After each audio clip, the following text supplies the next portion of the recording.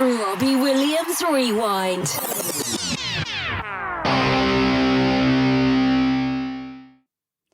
Spoiler alert, this interview contains some spoilers from the film because we and the guys talk about scenes from the film. So if you haven't seen it yet, you might want to wait until you've watched Better Man before watching this episode or listening to this episode. You have been warned.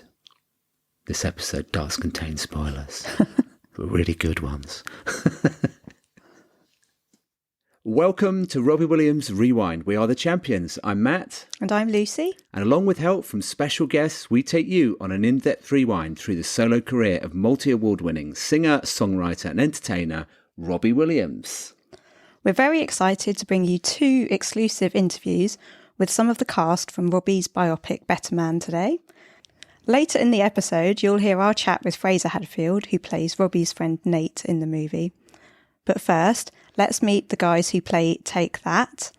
We've got Jesse Hyde, who plays Mark Owen, Liam Head, who plays Howard Donald, Chase Vollenweider, who plays Jason Orange, and Jake Simmance, who plays Gary Barlow.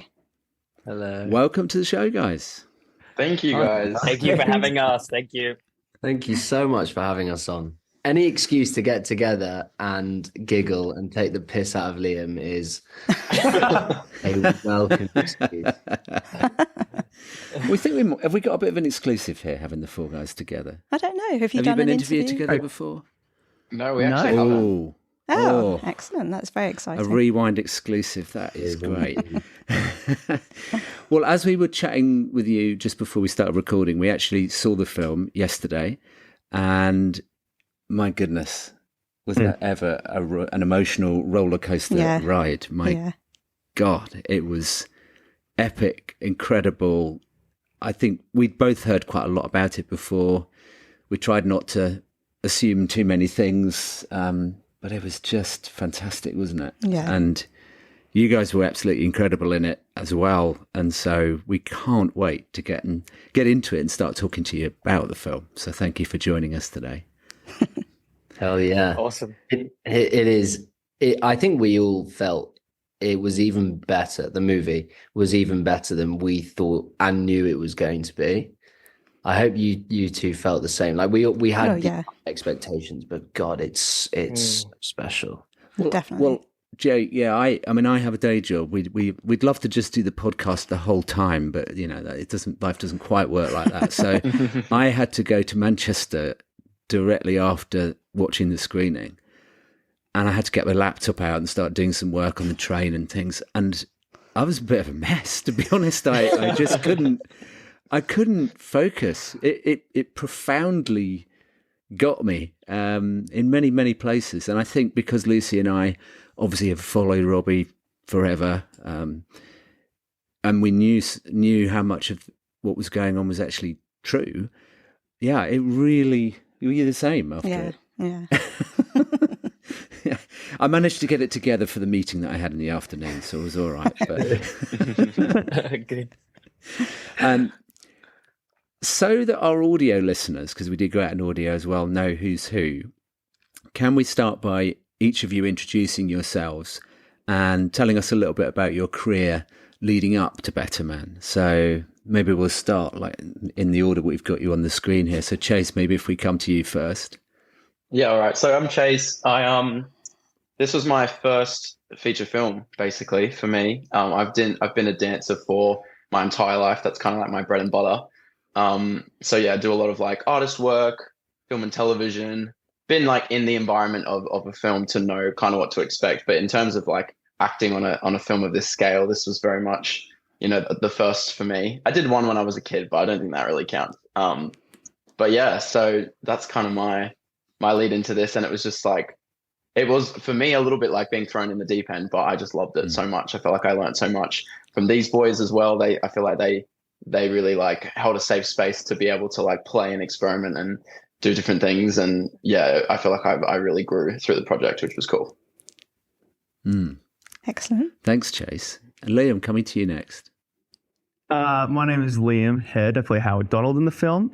I've got a more of a background in musical theatre, especially in Australia. So I started my career really pretty. I did tidbits before this, but I started it with a show called Jagged Little Pill, which toured Australia, and then I booked Better Man, and now I'm currently touring with the Australian Wicked cast as Fiyero, which is really great. Currently in Perth, we have our opening night tonight, and it's 7:37, and I'm very tired, but I'm happy to be here. Goodness me.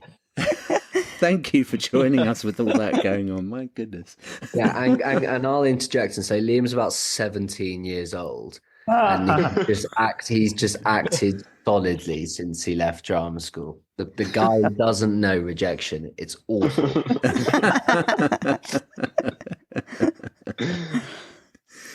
So coming to you next then, Jake. So hello, I'm Jake. I play Gary, I play Gaz. What's my story? I have sort of always acted. I've only really acted professionally since 2021. It was whenever COVID hit. I was at drama school, and then COVID hit. I was sort of untimely forced out of drama school. Was lucky enough to get an agent and book a couple of jobs, a Netflix job and the odd episode of something or other on BBC. And then, Better Man was like a bolt from the blue. Like Chase, I'd never done a feature film. I'd never done anything on this scale. That's sort of my story. I've done a few things since in the 15 years it's taken for this film to come out. Stay tuned. There's a couple of other things coming out next year, but yeah, that's my story leading up to Better Man. Cool. Thanks, Jake. And Jesse, over to you. Hey, my name is Jesse Hyde. I play Mark Owen in the film. I think I've been acting the longest out of the four of us. I've been acting since 2012, so like 12 years now. I started off as a dancer. I've been dancing since I was 3 years old. Did a few TV things, some ads. This is my fourth feature film. Obviously, it's the biggest and the most exciting one yet, but yeah. Amazing. Cool. I think all three of us grew up dancing. Simmance, did you grow up dancing? Yeah. I was interested who the three were then. I was like, me, Jay, and Liam. Very good. That's because I don't think you need to dance that much for Gaz, right?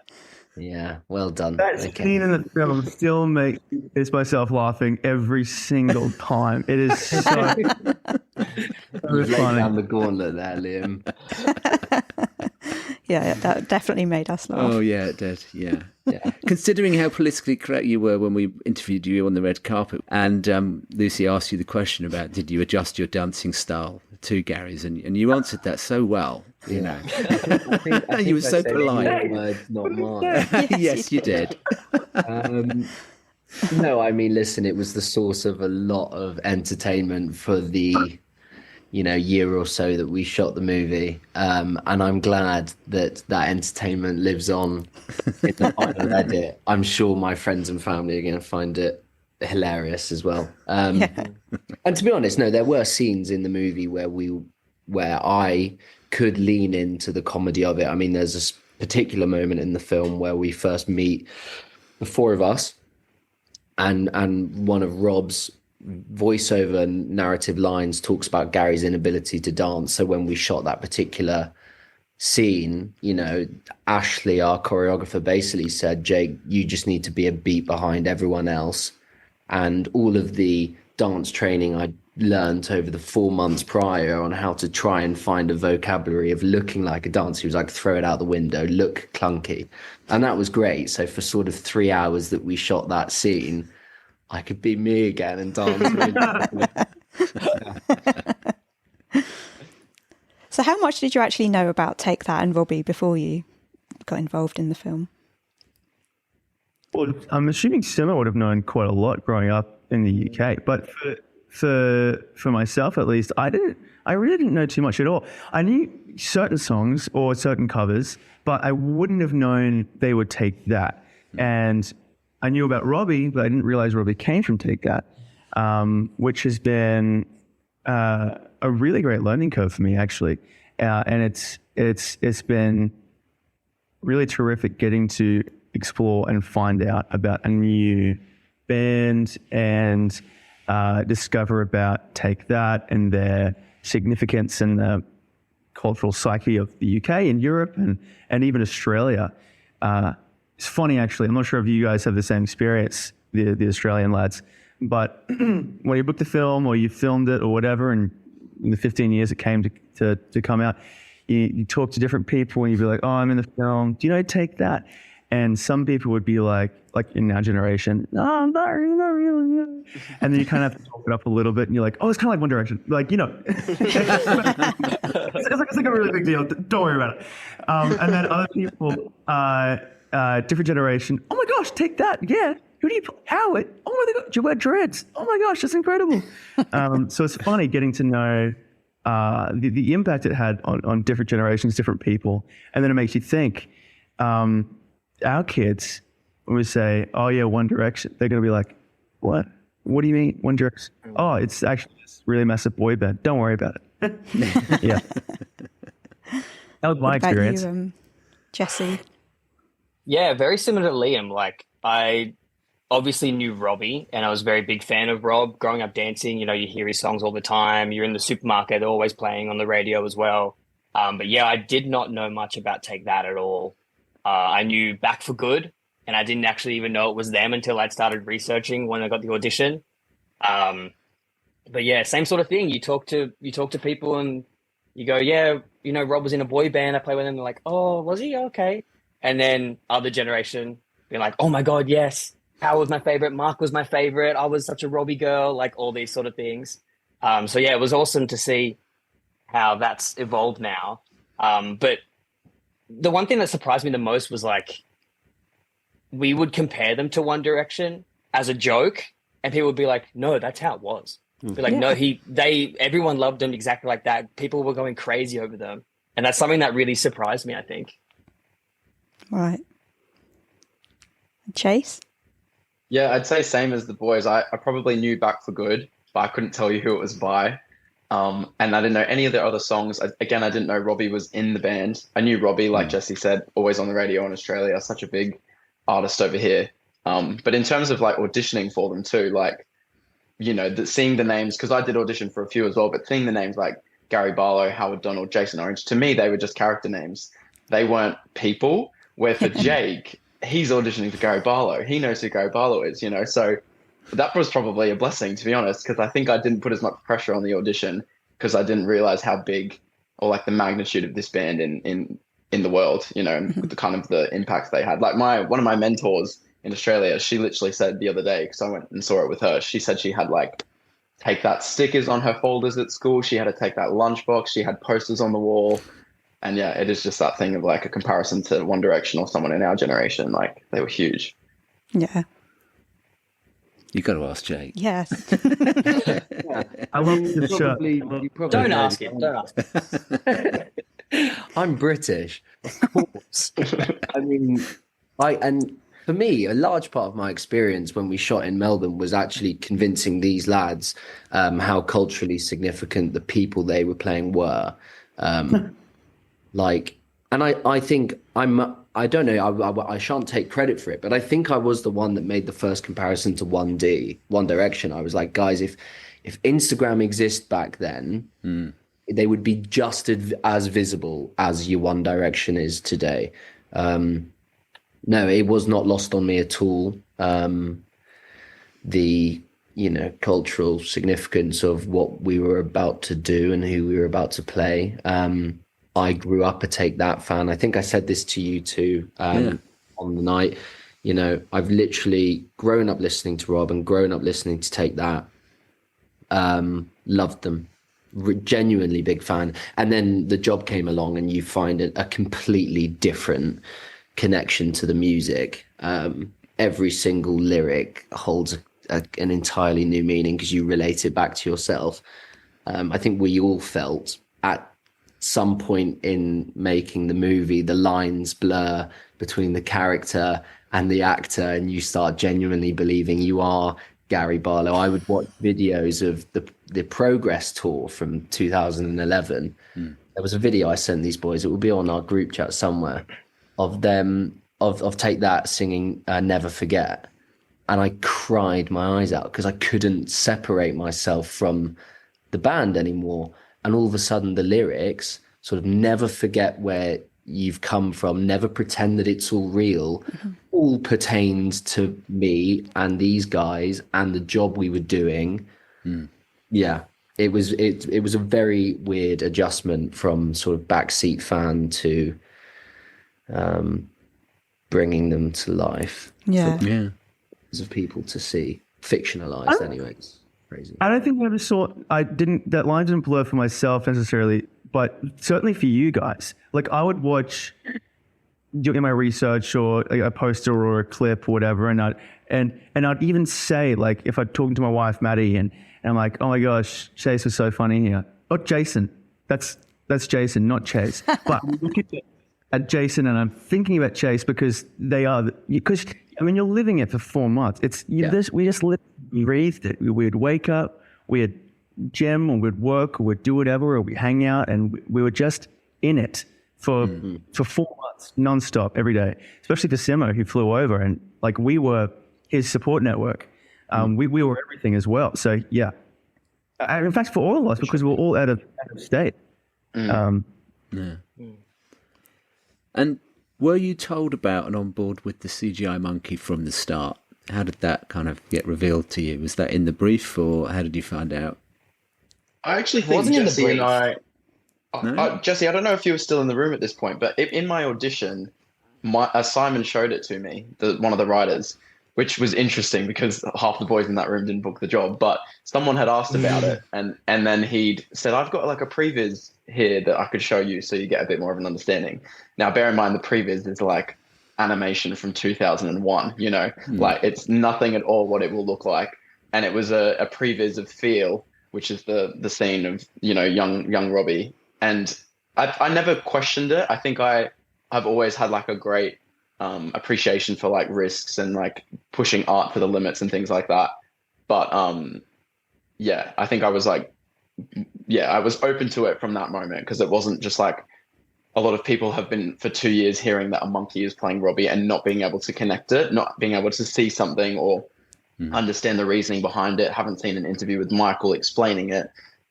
So yeah, it was definitely nice to have that insight like very early on. So I wasn't on the job like, why is Jono in this suit? Why isn't he? Yeah, that was my experience. Yeah, I don't remember being in the brief, but when I was doing research for the audition, there was like 1 or 2 articles that talked about them shopping around the monkey idea. And I kind of, at first, I kind of disregarded. I was like, no, monkey. I was like, okay, that's probably not real. And then, later on through the audition process, they were like, no, he's going to be a monkey, all this stuff. And we were like, okay, it's different. I think it's going to be something that polarizes the audience. They're either going to love it or hate it because of the monkey. But I think, after the first 15 minutes, you kind of just get used to it. You see him as just the character, which I think is perfect. And it looks so much like Rob. It looks like Jono. It's just, they've done an amazing job with it. Yeah, definitely. Yeah, we felt the same, didn't we? Yeah. Just, you just looked at him as Rob, as the character, rather than the monkey just sort of disappeared after a while. Yeah. In a good way. Yeah, really good.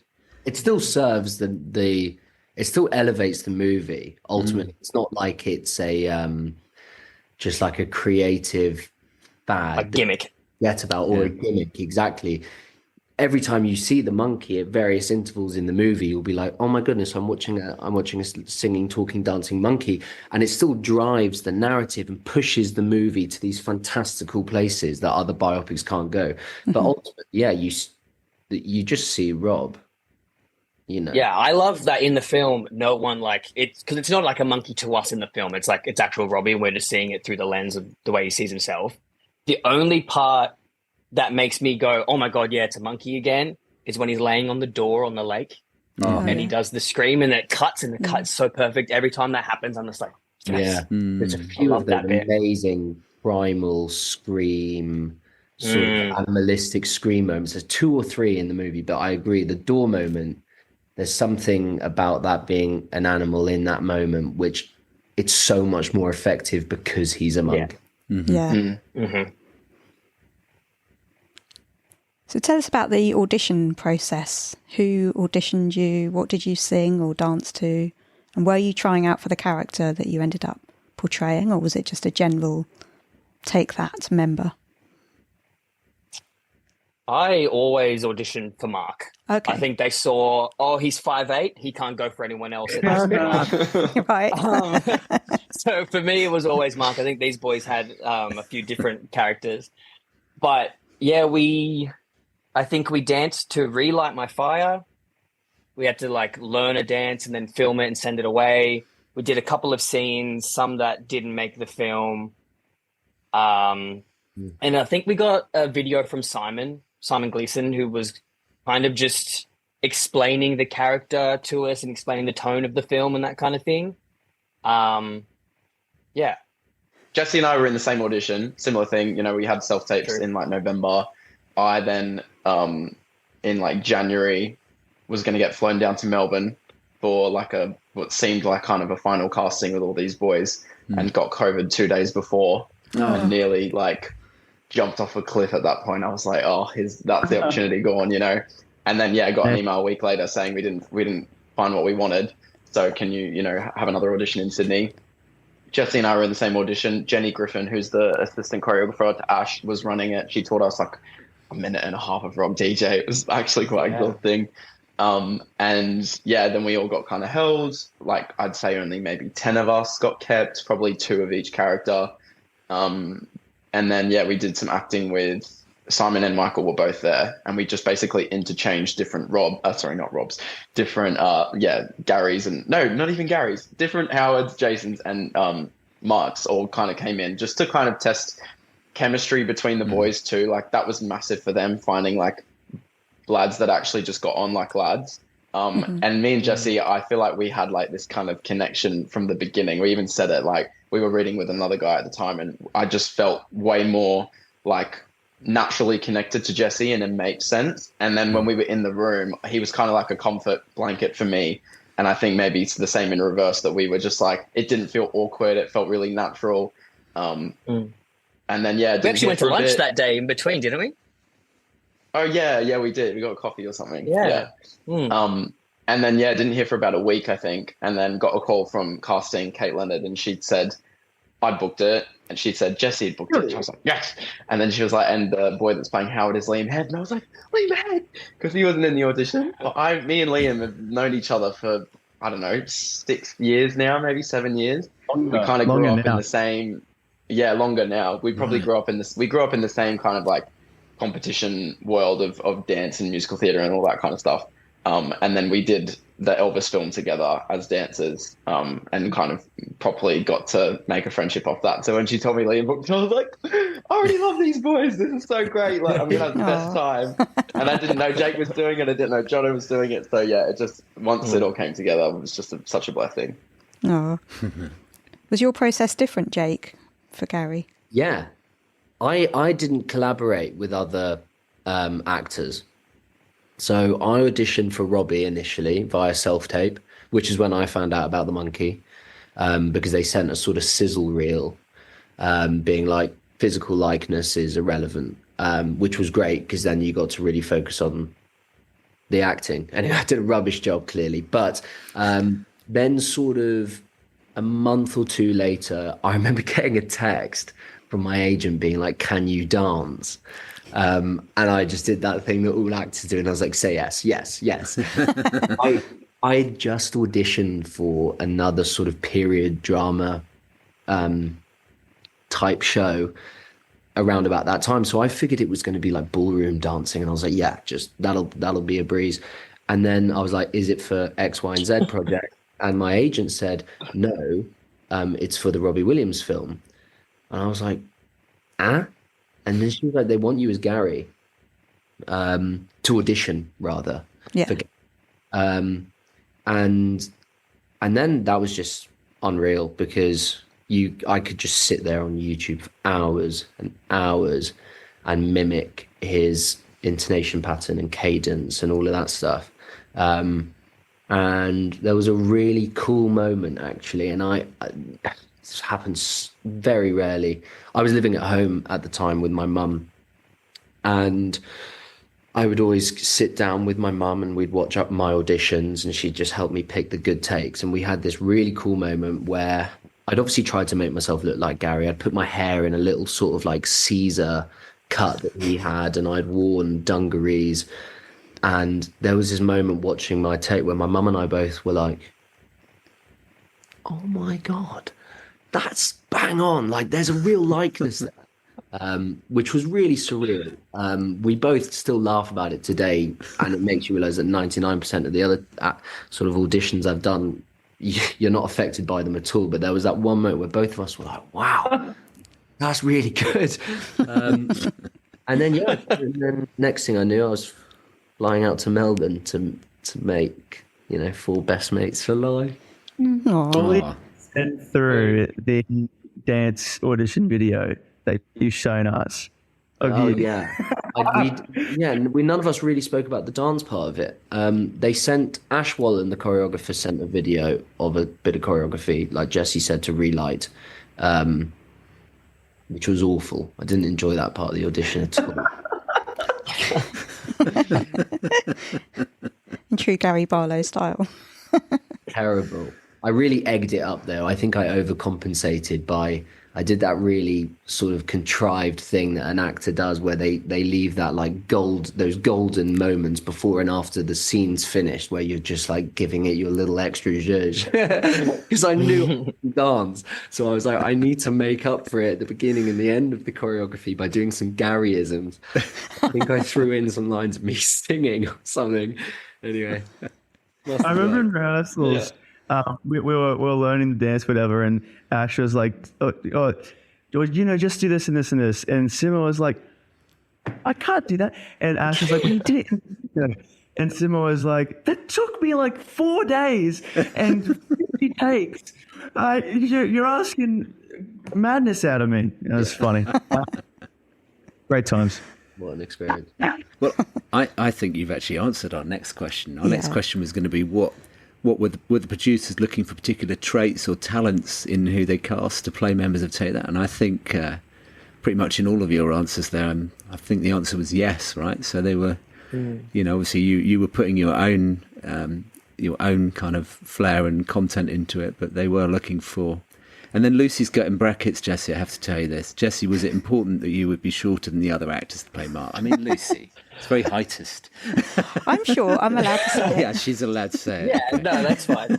No, I think it was important, actually. Sometimes I'll say I'm a little bit taller than I am in my auditions, just in case. But this one, I was like, no, I'm this. Yeah. It wouldn't have been One thing I forgot. One thing I forgot about the audition process, it took 3 months. Oh. Usually, we do our ad auditions, our TV auditions, and they need to be done really quickly. We were supposed to start, I think, in January 2022. And we started auditioning in December. January came along. I'd only heard we did a callback. We did a Zoom callback with Simon. And then I heard nothing. The dates that I had been told came along, and I was like, well, guess I didn't get it. Then a week later, they're like, no, we're still looking, come back. So we didn't start, I don't think we got the job until late Feb, and then we started the job in March. That's a great point. I first auditioned in December, and then they were like, can you come in for a second audition? These are the shoot dates. And there must have been something around in Jan, whatever. And I was doing Jagged Little Pill at the time. And my agent was like, no, he's booked in this job. And I was kind of like, what I want to do this film. And he was like, no, we can't get you out of it. And in hindsight, in the contract, it said minimum of 1 week of shooting. And we were there for 4 months. So we had no clue what we were stepping into. We had absolutely no clue. And we flew to frickin' the UK to do Regent Street. Anyway, so we ended up saying, Twice, yeah. We ended up saying no, letting it go, and then they still hadn't cast. Apparently, like obviously, I think Australian casting came to see Melbourne, Jagged Little Pill, and I got an email being like, "We still haven't found a cast yet. Are you sure you're not free?"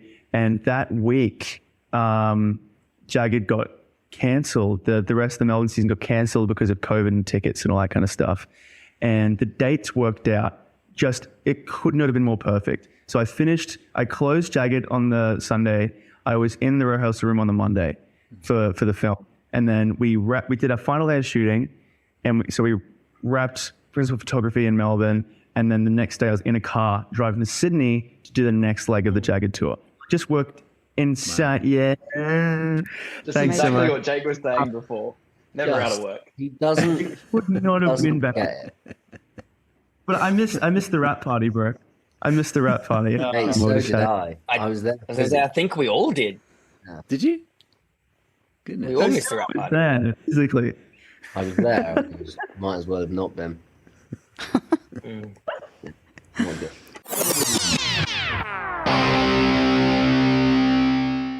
Hi, I'm Robbie Williams, and you're listening to Robbie Williams Rewind with the Champions. So, Jake, you told us that you watched a lot of Take That videos in preparation. Did you all go down the Take That rabbit hole? Yeah. Very much Yeah, so. I think there's probably not a video on YouTube that the four of us haven't seen. We have this group chat, and it was just constantly sending videos, even being like, Liam, there's a good moment of Howard in this, check this out. Or like, Chase, go to 8 minutes, look at this bit. But we just I think we rehearsed for like 6 weeks, something like that. The whole 6 weeks, we were just constantly watching videos. Yeah. And I mean, like, we were trying to emulate every essence of their being, you know, from their movement in their dancing to their kind of nuances and little kind of characteristic traits that they had as a group, and then also their voices and their accents. So like me personally, I had like 3 40-minute videos. You know, one was for Jason's accent and voice, one was for his like kind of energy with the boys, the other one was for his dancing.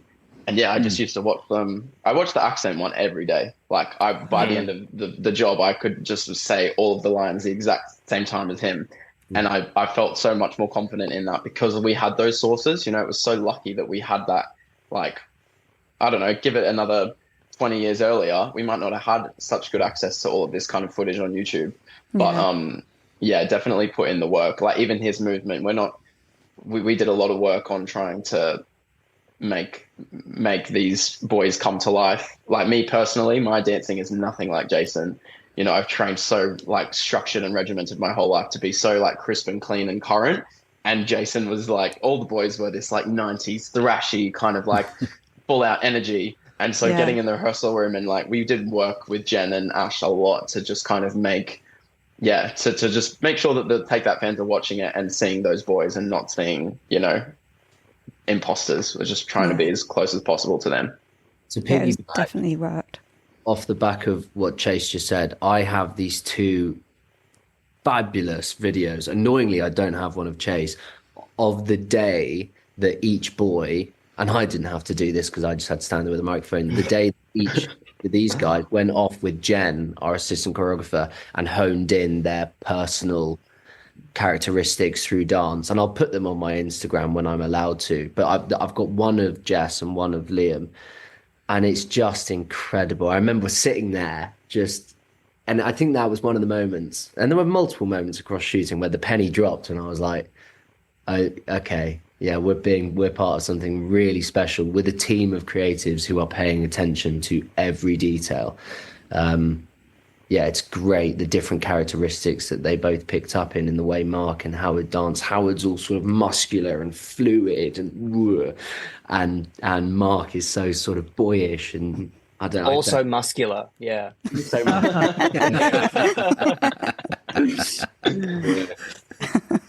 And what did you think, being one of the ultimate Take That Well, I fans? was just flabbergasted, really, with the dance routines. I was just like, oh my God, that is just perfect.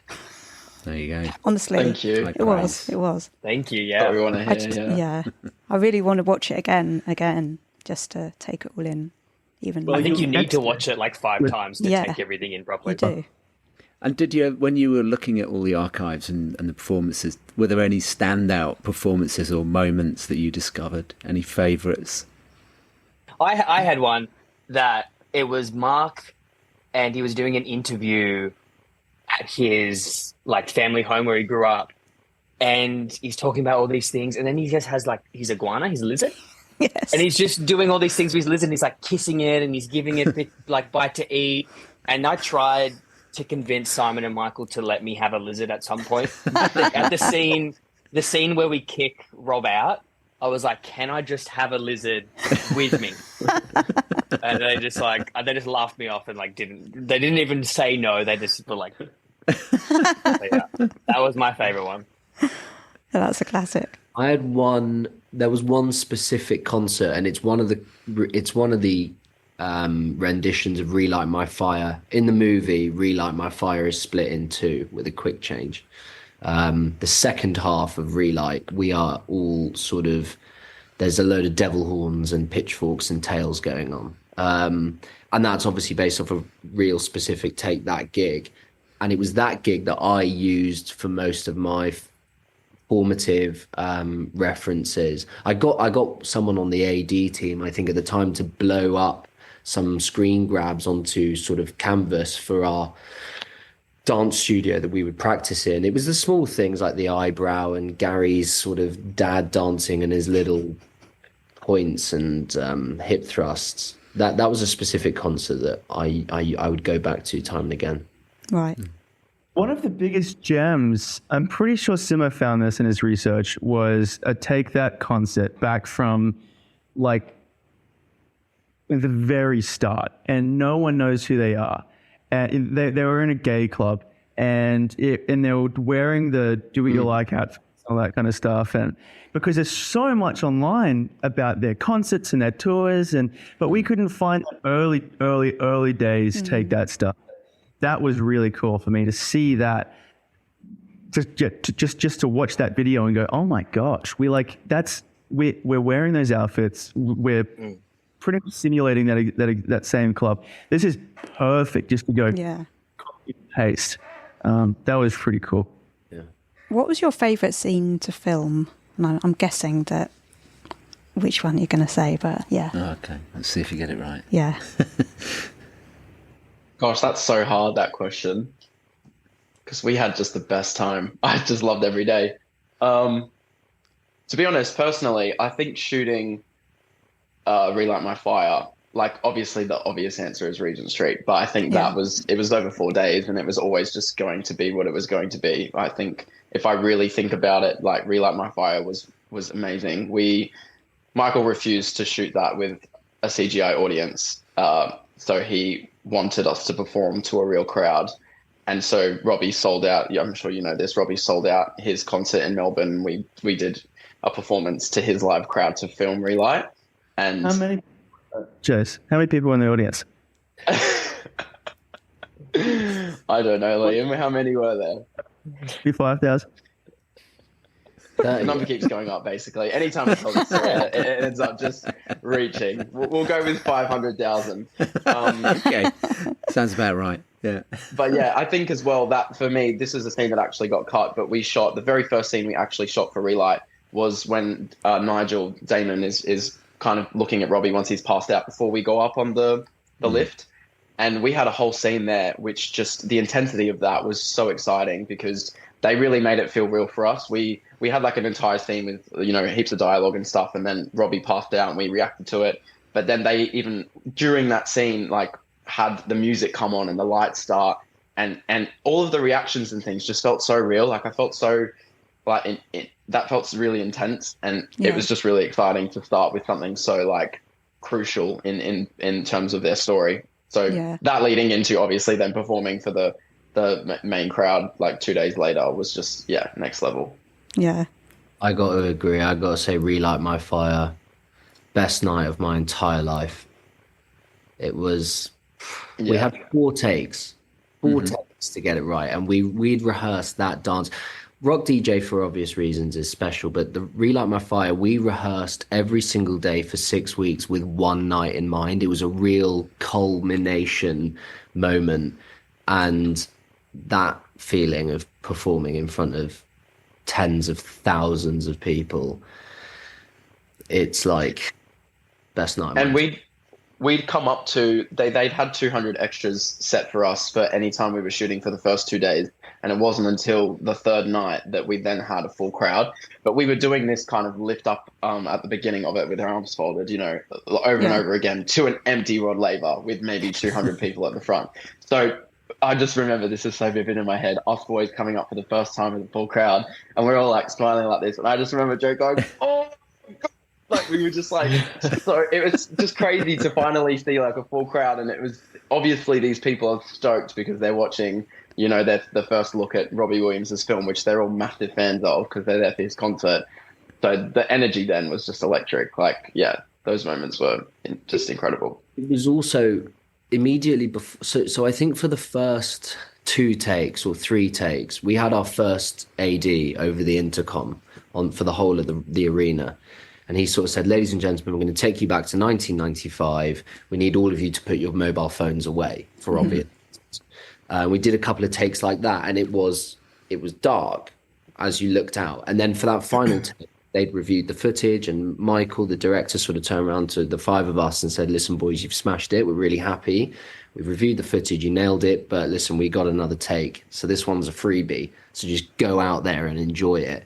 And for that final take, the first AD came back over the intercom and said, "Right, ladies and gentlemen, we're going to do one last take with Take That. This time, I want every single phone torch out." And I remember us all, like Chase said, we're at the bottom of the lift, and the roof of the Rod Laver Arena just went white with light. I remember all of us one by one sort of looking over and just coming back shaking, being like, "You've got to look over the edge." It was wow. I loved having Rod Laver so early in our shooting schedule. On one hand, it was the scariest thing that we had ever done. You put that at the beginning of our schedule, we're all shaking. But I'm also very thankful for it because it showed us, it got us to feel how it would actually feel to be a boy band up on stage with, 40,000 people screaming at us. But yeah, that was incredible. But if I'm honest, my favorite scene is one that actually got cut down. It was the fan mail scene when Nigel's going through all the, take that, you got your statues, your babushka dolls, and it comes to us and we're in this room all together. There was a much longer scene there that we were all kind of just got to be like lads and jump all over each other and make fun of each other and, rough each other up. I loved that the most. I think that was probably my most fun with the boys on set. Obviously, Regent Street and Rod Laver were big events that are massive, but that was probably my favorite because it's a small little studio that we were in.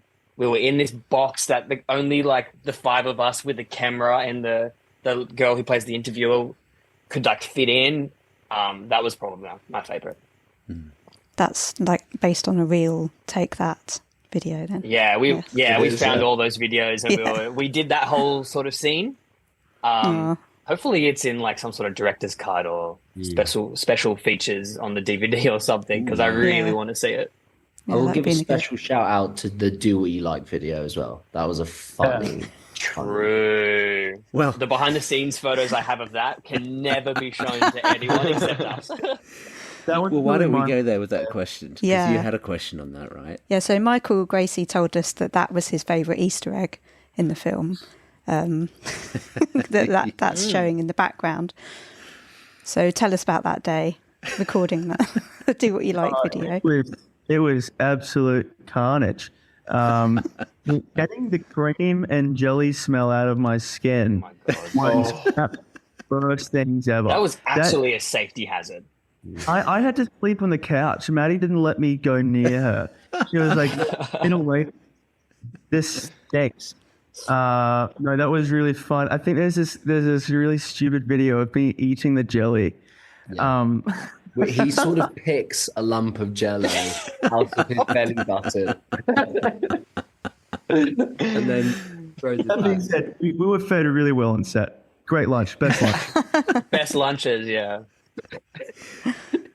Had you seen that video, that scene? Had you seen that before in your research? Oh yeah, because obviously it's an Yeah, iconic we had. piece, right?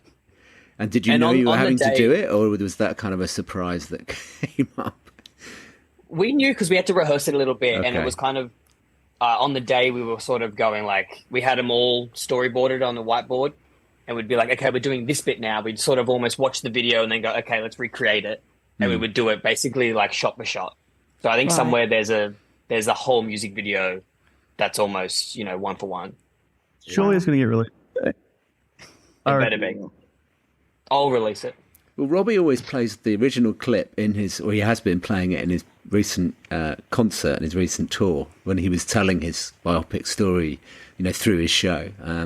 So maybe he'll swap that in one day, and the fans will see it live. Yeah.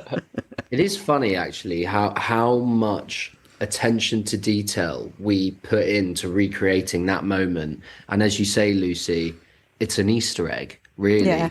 In the Yeah. final edit, it's sort of a subtle detail playing on a TV screen in the back behind Nigel. Yeah. And we sort of all had this moment of watching it like, that was a huge, messy, tiring day that took sort of 10 hours. And it's sort of 20 seconds in the back. And yeah, it was also, like Jesse said, a minute and a half long, cut down to 10 seconds, if that. Yeah. Wow.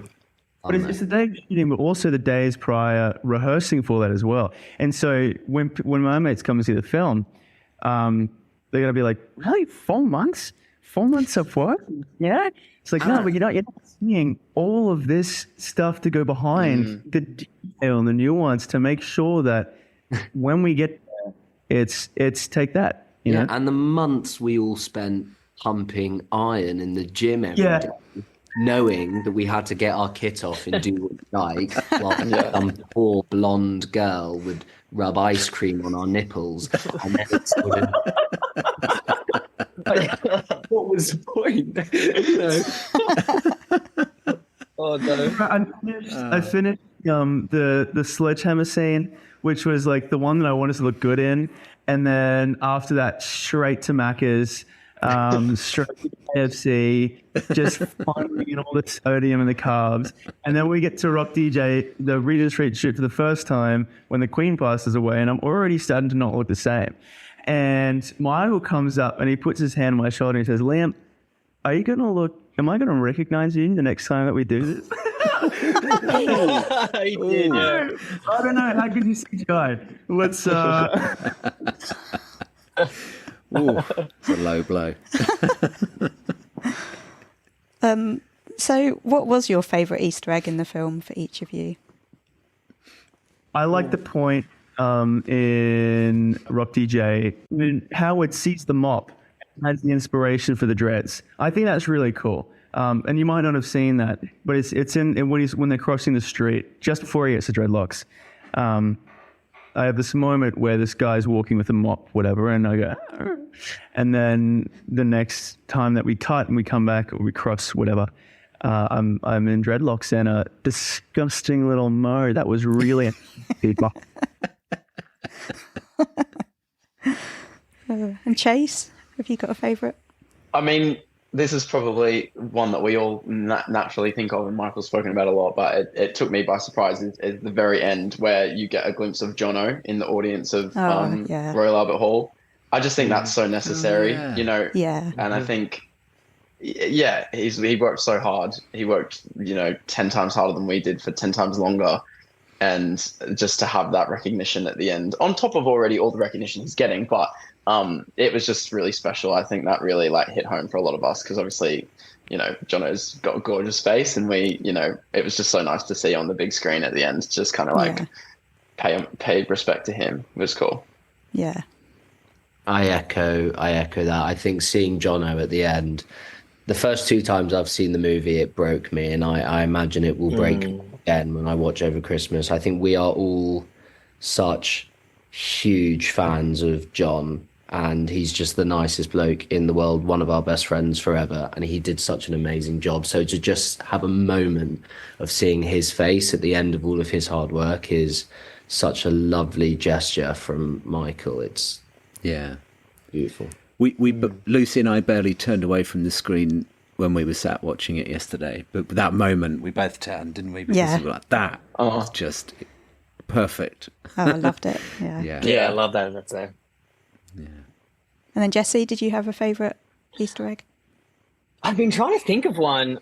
I'm not sure. I think maybe there's the moment in Rock DJ when we're changing from our Back for Good looks into British Knights and running into the music store. And I didn't realize at the time, but we're all singing Serenade and putting our hats on and doing all that stuff. I didn't think they'd use our voices for that. And I'm pretty sure they did. And I'm not sure if that was good or not, but no, I love that I could hear all of us just being like silly and joking in the film. I love that. I've just remembered another great moment. Technically, I remember we all struggled to wrap our heads around it technically because of just the filmmaking process. It's the scene where you meet Take That for the first time, and it all takes place inside a dance studio where the camera sort of passes from the real world, meet Howard Donald, a panel beater, and then the camera turns towards the mirror of the dance studio, and then you see that person of Take That. You see Howard as a panel beater. But the DOP and the director of photography and Michael just worked so closely in what that mirrored version of that person would look like. And the filmmaking part of that scene was incredible. Down to Mark's hair, Jess had his hair going a certain way, but then when they shot in the mirror, mirroring everything backwards, I remember all of us just being like, this is just another level of attention to detail. Yeah, they built that set where the mirrors could actually slide in and out. So this film obviously gets a big rap about the visual effects of the monkey and all that kind of stuff. And I think everyone will think a lot of things like that, like this set, are fake. Like Regent Street, someone asked me if that was CGI. Rod Laver, they've asked me. But they've tried to do so much in camera. So yeah, we had that set where they could just move the mirrors in and out. So he's whipping the camera and it actually is then there. Another one that I want to shout out is, I don't want to give too much away, but there's the scene for Angels, where it's the black umbrellas and the rain and they got all the fans. They did that in camera. So the fans are actually there in the rain with them all. It's not just CGI putting them in later on or anything like that, which I think and it looks so good. It looks too good that it probably is fake, but it's not. Like raining, it rains on the umbrellas and then the fans get wet in their concert. The grass comes up from underneath. Yeah, all of that was practical. And it didn't have to. It was just the attention to detail and honouring filmmaking. It was ridiculous. Yeah. Wow. Well, we were even part of one part of that because they filled the Albert Hall. Yeah. You know, that was definitely not CGI because we were there. We haven't managed to spot ourselves quite in the crowd yet. But in Rock DJ, when I'm doing like, what's that Muppet name? That crazy Muppet on the drums? Oh, Animal? Animal, yeah. Animal, yeah. I'm like Animal. And then it whips, and I'm on the drums. That it happens very quickly, but I did that legit. I had to go and then sprint there. And I remember Michael and Patrick and stuff joking. He's like, everyone's going to think it's a cut, but you actually did it. And I was like, that sucks. You know, I was... Yeah, it is incredible how you got there so quickly to hit the drums, have your Phil Collins moment on beat. It's nuts. I was supposed to do that because they couldn't trust me hitting the drums. I was supposed to do that. They're going to CGI my arms in. So like, get there and do this. Oh my God. Oh, right. I remember that. Yes. And I was like, I wonder why they didn't do that, Liam. I reckon I can give it a crack. Yeah, no. Oh, so yeah. That. We're getting the real story behind the boys here. Love it.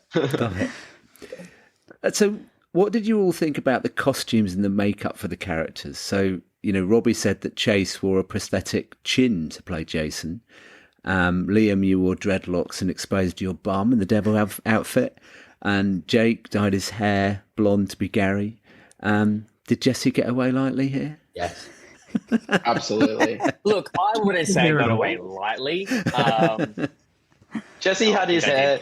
He had some highlights put in his hair on the first week, and then they didn't touch him. He just got a little trim every now and again.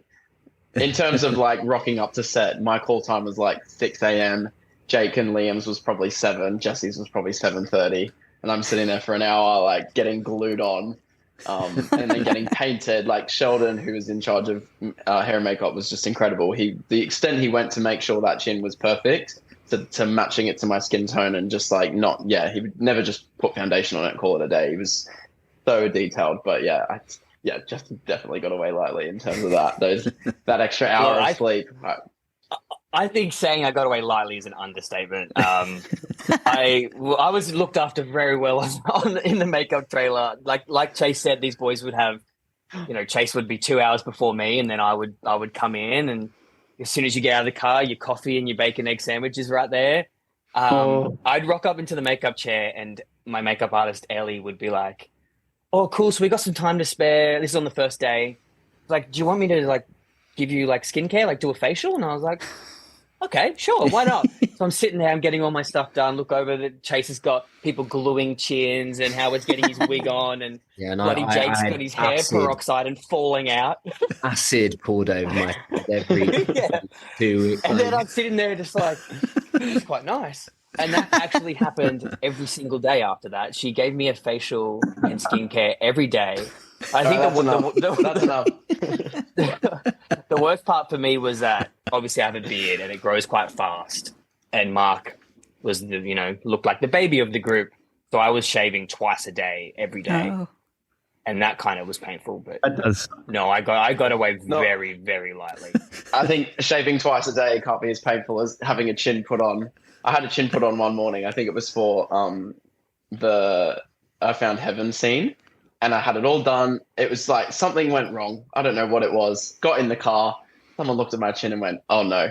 And I had to go back into the makeup chair and get another chin put on. And Sheldon literally went like that and ripped it off my face because we had no time. And I was just like, "Woo!" And did the second one. But anyway, Sheldon does a great job. That was just, that was Michael. One look from Michael and he went, "No, again." Yeah, I actually think it was. We were looking at it being like, it looks like a chin, but he was like, exactly. There would have been something like would have been just off or just this or just that. And nothing but the best, which is why it is the way that it is, that film. Yeah. And we should probably tip our caps to the costumes. The costumes. Yes. Right. Unbelievable. From the British brackets, which and to, like I said, the Relight My Fire concerts, I mean, those devil-inspired looks, they are completely accurate to what the guy was wearing. The costume department led by Cappy Ireland deserve an Oscar nod. I think the work that they put in on those costumes is just incredible. I mean, we had an amazing day. There's a shot in the movie, it's a montage filmed in the back of the bus where Robbie's off drinking and smoking and the rest of Take That are sort of falling asleep in the back of the tour bus. And filming that scene was great because we just basically got to try on every outfit under the sun for a day, knowing that it would all be clipped together in this fast-paced montage. And the options just kept coming and coming and coming. Wow. The costume department would just raise the bar another level. You think that's enough sequins? Have another fucking load of Didn't start. It's just incredible. I mean, and massive shout out to... Sorry, Liam. How you going? Just quick. A massive shout out to hair and makeup too, in terms of we were getting fake tan put on our bodies every day because that's what the boys kind of had to do back in the day. But to the extent of me and Liam being in G-strings for Relight My Fire for 3 days, and Helen and Sheldon and Jules having to fake tan those cheeks, just the level of detail and they were just such a great team. So shout out to them. I love the Polaroids at the end, actually, in the credits, because obviously, if you didn't know that they were absolutely accurate costumes, those really prove it, don't they? Because they show a lot of the costumes that you wore back in the day. So, it brings it home, even if you didn't know that. Yeah, it does. Sure, yeah. I suppose I remember one of my first reactions to the thing. Sorry, Simo, you want to go?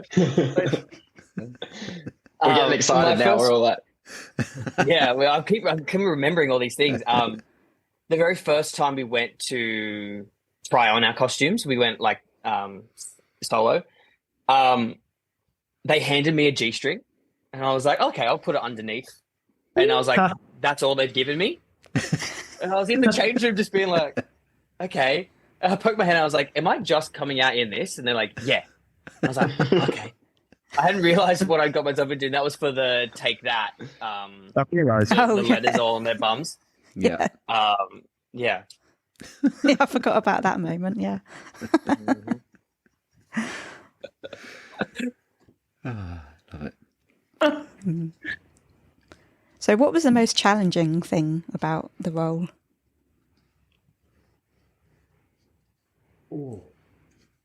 I've got one. Go on, Jake. There is a scene after Take That first perform in front of girls for the first time. And we shot this scene directly after, where the boys are swarmed by young girls. And it was challenging because it was so incredibly uncomfortable. These poor extras who didn't know who we were, probably all had boyfriends, didn't care for us, and they had to pretend to be interested, and we had to pretend that we were enjoying being mugged isn't the right word. Mobbed, rather. Mobbed, yeah. By loads of screaming teenage girls. And that was awful because it was one of those scenes that it felt like we were shooting it for hours and hours, and we just wanted the day to end whilst these poor girls are pretending to find us attractive and we were pretending to love it. And they were getting like notes from Simon, I think, like, go up to Chase and pull on his hair piece, and do, like, they were just giving them these crazy things to do so that we would naturally react like, a bit like startled. But yeah, it was a very intense day. Because it's much easier when you're working with actors that you've had a rapport with, because then you have that safety, right? And you have that contract or that knowledge of going, we are acting in this and this and that and that. When you're swamped like that and you have all these people come in and you don't have that dialogue, you don't have that conversation. It's just, Simo, you're right. You're banging on. It was, that was a rough day. Yeah. I think for me, the most challenging day physically was in Rock DJ when we run into the instrument store and it's kind of like a breakdown of the song. That scene, starts with us boys running, jumping down, I'd say 8 stairs maybe, doing a whole dance break sequence with kind of like, for things like Jesse sliding on his side over and over again. Just the choreo as well, very intense. Like Ashley Wallen's choreo is incredible, but very difficult. And all one shot to the point where it gets to Liam drumming, to Jake, we finish, and then we run up these 8 stairs to finish. And I think we did 36 takes of that. Ooh. Wow. And there comes a time where, like, I mean, or you finish the take and you're like, boys, that was a good one, and you're all talking about how great it was, and it's like, someone on camera or something went wrong, or this happened here or whatever. And there comes a point after, I'd say maybe 6 or 8 takes, where you really have to get your head around the fact that every take is your first take, and no matter how amazing your 6th take was, if your 30th one looks labored and they use it, it's the end. It's the end. You just have to really get your head around the fact that it doesn't matter in that. Like, I think Liam had hurt his knee at that point, running and jumping off. He was on ice, like at the 25th take, maybe. We were all so exhausted, but they just still didn't have one that they loved. And so we just had to go and go and go. And you had to bring 100% every single time. Otherwise, you don't want to be disappointed when you watch something like that back. Yeah. So we're going to take, we do 36 takes, whatever, right? And around take 32, one of us has a great idea to I knew it. add something. Add something a little new in there. And Simo has this piano thing, and he walks like Captain Jack Sparrow or something. It was funny. It was good. And cut! Jake! To his credit, I defended it, and I think it's a fair shout. But it was funny. It was funny. But you know what the thing is? I think I probably didn't. Don't get me wrong, I was tired. It was a tiring day, but I didn't have the featured close-up of choreo that you will have before that moment in the take. So I wasn't as tired as these boys. I wasn't putting myself all out. I wasn't dancing the same choreo as them. My one featured moment in that part, that segment of Rock DJ, is running my fingers down the piano. And yeah, by take 35, I thought, oh, let me do something to spice this up. And I just happened to pick the perfect to be my most risky. And the entire executive production team and Michael, they pulled me in to make an example of me. And they literally said, look, this take is absolutely perfect.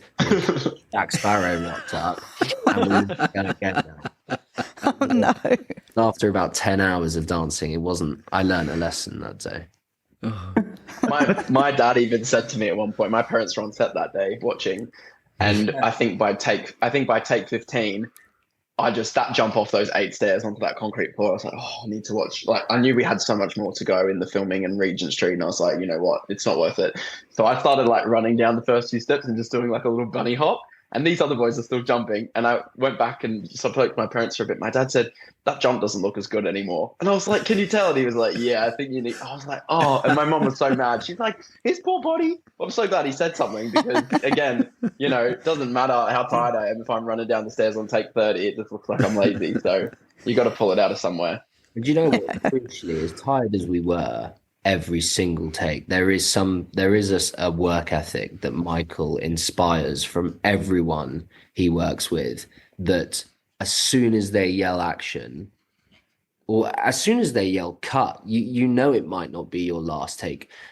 But even if it is the next one you're going to do is your last take, we were acutely aware, like, this might be the last time we ever do this, boys, and this has been the most amazing thing we've ever done, so let's just go and give it 110% again. And you do it take after take, and Michael is so inspiring, and he G's you up, and everyone around him, every creative department around him, he G's them up. You really believed like you were working on this truly groundbreaking movie, which it is. That even hearing you boys talk about those days, which were very strenuous and tiring and long, it's hard to listen to the idea of it repetitive. You think that, oh my God, that must have been quite boring. That must have been hard. But it wasn't. Those were the best days, like, of our careers, you know. It was so fun. Every take. And rewarding. We get to go again. Yeah. We do this thing one more time. It was great. Greatest days, perhaps. Uh-oh.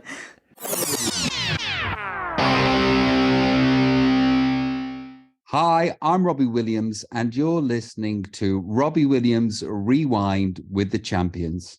And how epic must it have been to film on Regent Street? Yeah. I mean, obviously there was a bit of a challenge the first time you tried to do it, because unfortunately the Queen died in the UK, and filming had to be stopped because of that. Postponed, yeah. I don't think any events were allowed, were they? All events were stopped, and obviously Michael's talked about that, and Rob's talked about that in the interviews, and I don't think those of us that are not in the film world probably don't understand the way the funding works for these things. They had to actually go and get the money again to do that entire shoot. I mean, the pressure must have been on when you went back and actually did it for real. What?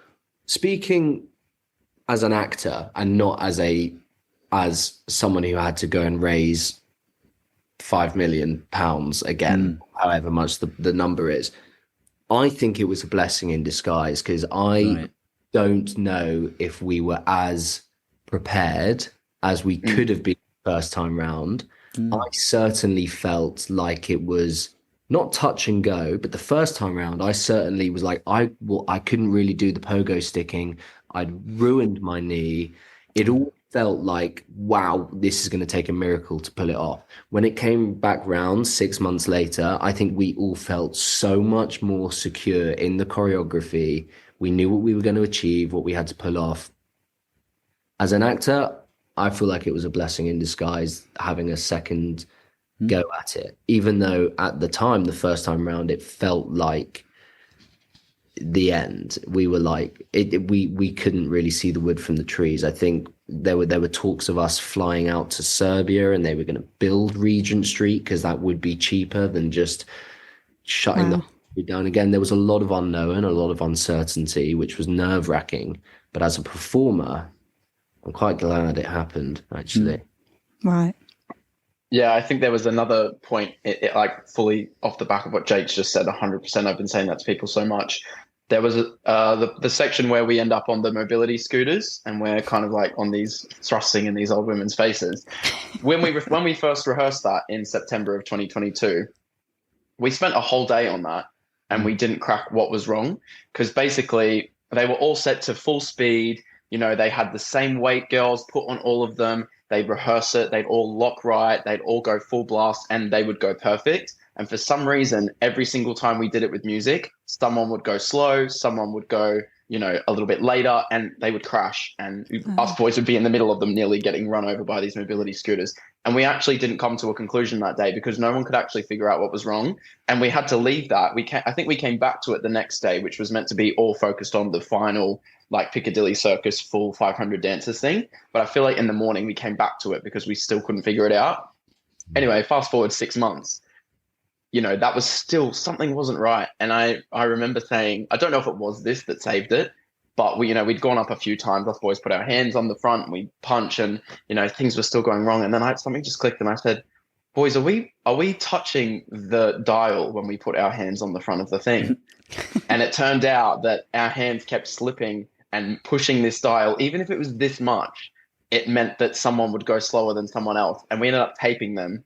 And I don't know if that was the fix or just something that fixed then multiple other things that needed to get fixed. But again, if we'd filmed that, you know, that week after in September, I don't think it would have been what it would have been. I think there would have been a lot of issues, and it would have been a bit of a high pressure environment.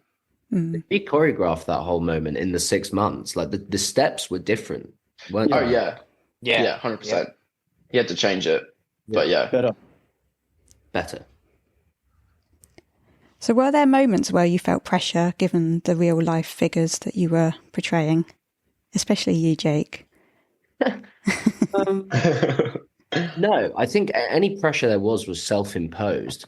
I think there was this perceived thing of like, fellas, when the movie comes out, there's gonna be an influx of take thaters critiquing our performances for good or bad. Thankfully, so far it's been overwhelmingly positive, but that's just the nature of the beast. Like, it's a very passionate fan base, and unfortunately, there's a load of evidence out there for what these guys look and sound like. So it's really easy to make a comparison. So I think we're all acutely aware that, you know, come January, there could be a load of really, really unhappy men and women that we haven't done their favorite member of Take That justice. But that's sort of self-imposed, and it wasn't something I think any of us were thinking about at the time. There would be waves, and it would come, and we'd be like, oh, let me just brush up on my accent, or let me just make sure I'm really doing this justice. But I don't think it detracted from the experience or the work. Right. But it's when I was doing my character work and character research and all this, whatever, it's not a film about Howard Donald, right? And I can safely say that my Howard isn't authentically Howard, because the film is Robbie's film. But more important than that, it's Robbie's life through Robbie's lens. And so I had to be a version of Howard in which I believe Robbie perceived him to be, right? And the group dynamic and how he kind of fits underneath Gaz and bolstered Gaz, and Howard wasn't an instigator. He very much, from my research back then, would wait for Gaz and let Gaz, and then I'll follow it and whatever. So with things like the lisp, right? I don't do a lisp as Howard because that would have been just a little off-putting, just a little bit. And for people who don't know Take That, don't know Robbie, would go, what's that going on? You know what I mean? Yeah. So just to make sure that the narrative that we're pushing and the story that we're telling is Rob focused and Rob central, and it's far more universal than just Rob. It's themes of grief and family and drug abuse and addiction and anxiety and whatever. To making sure that those themes are paramount, right?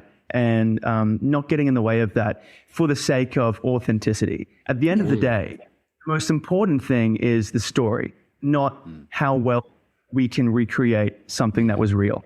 Yeah. That's a great answer. Very good. Thanks, man. Cheers. We know Mark has seen the film. Jesse, have you heard anything about what he thought? No, I haven't. I'm not sure. Hopefully that's a good thing that he's not reached out to me and been like, that's how you wanted to do it. But no, I've not heard anything. I hope he's enjoyed it. I've not met him. I'd love to, but yeah, no. No, okay. Him and Rob are very good friends, aren't they? So, yeah. Yeah. And what has Rob spoken to you about your performances? Tell us about. Have you had chats with Rob? No. We have not since the film, but we chatted to him. We got to meet him a few times on set. The first time we met him was actually it's quite formal. We were all sitting in a room, like kind of semicircled, and he was walked in with his manager and his bodyguard or whatever, and he came and sat down, and he kind of was, asking us questions about ourselves, and then we were trying to get him to talk to us, and he was telling us all these brilliant stories and stuff like that. But the second time we met him, the four of us were actually playing golf and got a phone call and said, hey, you need to come to wardrobe. We need to check something. So, okay, we got a car to pick us up, and we went in, and we're all in our golf attire in this room. He walks past and sees us. He's like, oh, boys. He comes and sits with us. And that was my favorite time speaking to him, because he was just so candid, and we just chatted as if we were mates forever. But yeah, we haven't really spoken to him since he's seen the film or post. Yeah. I'm sure he feels a bit strange as well that, these four boys that he used to spend all this time with and had this connection with, there's now like doppelgangers, in his current life. I'm sure that would have felt very strange then to be seeing us with the same hairstyles and facial hair. And, I can imagine that there would be a sense of distance that he needed to probably create there as well, just to not mess himself up, with the fact that he's now reliving, some of the worst times of his life with these boys that look exactly the same, Yeah. Yeah, and the film's dark. I mean, that's one thing we haven't really had a chance to talk about it actually since we watched it yesterday, but it is darker than I imagined. And obviously we know Rob's life kind of inside out. So we know that a lot of it is extremely true, although portrayed in a more theatrical sort of way. But yeah, it's dark. So he's having to relive very challenging moments of his life. Yeah. But yeah, fascinating. We're almost there, by the way, lads. So we've kept you for a really long time. We are beginning to wrap up. I love it. It's so nostalgic. Yeah. For us, it's just like yesterday. For you, it's like years, isn't it? I mean, I keep forgetting that you started this process years ago. But it doesn't feel like something in the past. We still talk every single day. Better Man journey is far from finished for all of us. We genuinely talk every single day and have done for 3 years. So none of it feels like this old memory we need to start replaying. How lovely. And as much as Yeah, as much as when we got on, we were like, "Hey boys," we were messaging this morning. Like it's not like we Yeah. haven't spoken in weeks. It's just that whenever we get on a call or we get to see each other, it's exciting, even if it's a day's difference. Your necklaces out, fellas. Where are they? We've got Liam, you better be wearing it, mate. Oh, Liam. Liam didn't get the memo. Doesn't like. Oh, how special is that? That's cool. And is there one thing you learned about Take That Robbie that surprised you during filming? Who should we go to first? We'll go to Jesse first. I think the surprising thing was, one, how big they were, because obviously I didn't realize. But two, kind of what Jake's mentioned before, that how laddie they were. Because they're sort of perceived in the media as like, this perfect band, it's kind of clean cut. And then, when you look at all the behind the scenes stuff, they're all just boys. Like Rob was 15 when it started. I think Mark was 17. Like they're just children. Yeah. So they're having all this banter and stuff. And I think that's something that we could all relate to really well. I think as well, once we'd done our research enough to the point where we understood who was close to Gary and who was close to Robbie, like, Mark and Rob were quite tight. And then I feel like Gary and Howard and Jason were all quite like trying to keep this professional image. And they were obviously 5 years older than Robbie at the time or whatever. And I think once we'd really done our research and we'd spoken to people like Simon and Michael who have been on the project and know Robbie's story like the back of their hand, then when you were watching interviews, you could see it. You could see like Robbie, or like there's an interview where Jason's speaking and he's talking about like his schooling and like whatever, and Robbie's in the background like pretending to be asleep. And there's early interviews when that stuff's happening and they're all giggling, and then there's later interviews when that's happening and you can just read it all over their faces. And I think that was again great research for us, really, really easy to tap into, but surprising, because I don't think if you'd really thought about it, you wouldn't see that, because they did hide it really well. But yeah, it was very visible. There is a clear shift, isn't there, when the chemistry of the band changes, and it's really visceral in those archival videos. Yeah. And how about you, Jake? Because obviously you did know, it's part of the culture here. Everybody knows who they are, generally speaking. What came out that was new for you? As I said to you on the night, that there is definitely the boisterous laddie thing. They were just 5 lads living the dream. But something that I don't think I fully grasped, because I wasn't born when it happened, but I just had never deep dived into it, was actually how acrimonious the split was, particularly between Rob and Gaz, and what effect that had on Gary's mental health. Robbie's been incredibly transparent about this recently, actually. When the Boy Bands Forever thing aired on BBC Two, and then Rob did that sort of open letter to Nigel. And in that letter, which we've all seen on his Instagram, he references how it affected each member of the band.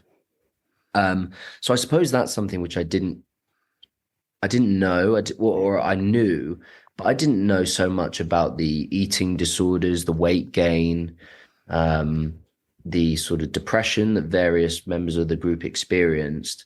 I didn't understand the public outcry, the idea of helplines, suicide lines.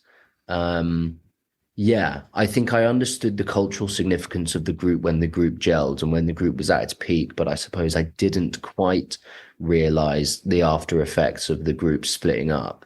Yeah. And it makes sense, really, because I remember when Take That got back together. I remember they did that big reunion on the X Factor, and they performed The Flood. And I don't know how old I was then. I must have been like 12 or 13. But I remember that happening and being like, well, chill out, everyone. It's not that big a deal. They've just got together. But now that I know the context, I realize how many bridges had to be built for that moment to happen. Yeah. And Liam, coming to you? Too much was learnt, I think, because it just wasn't a part of my life. I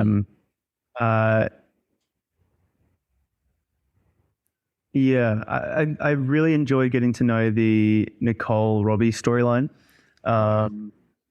and how that formulated his work.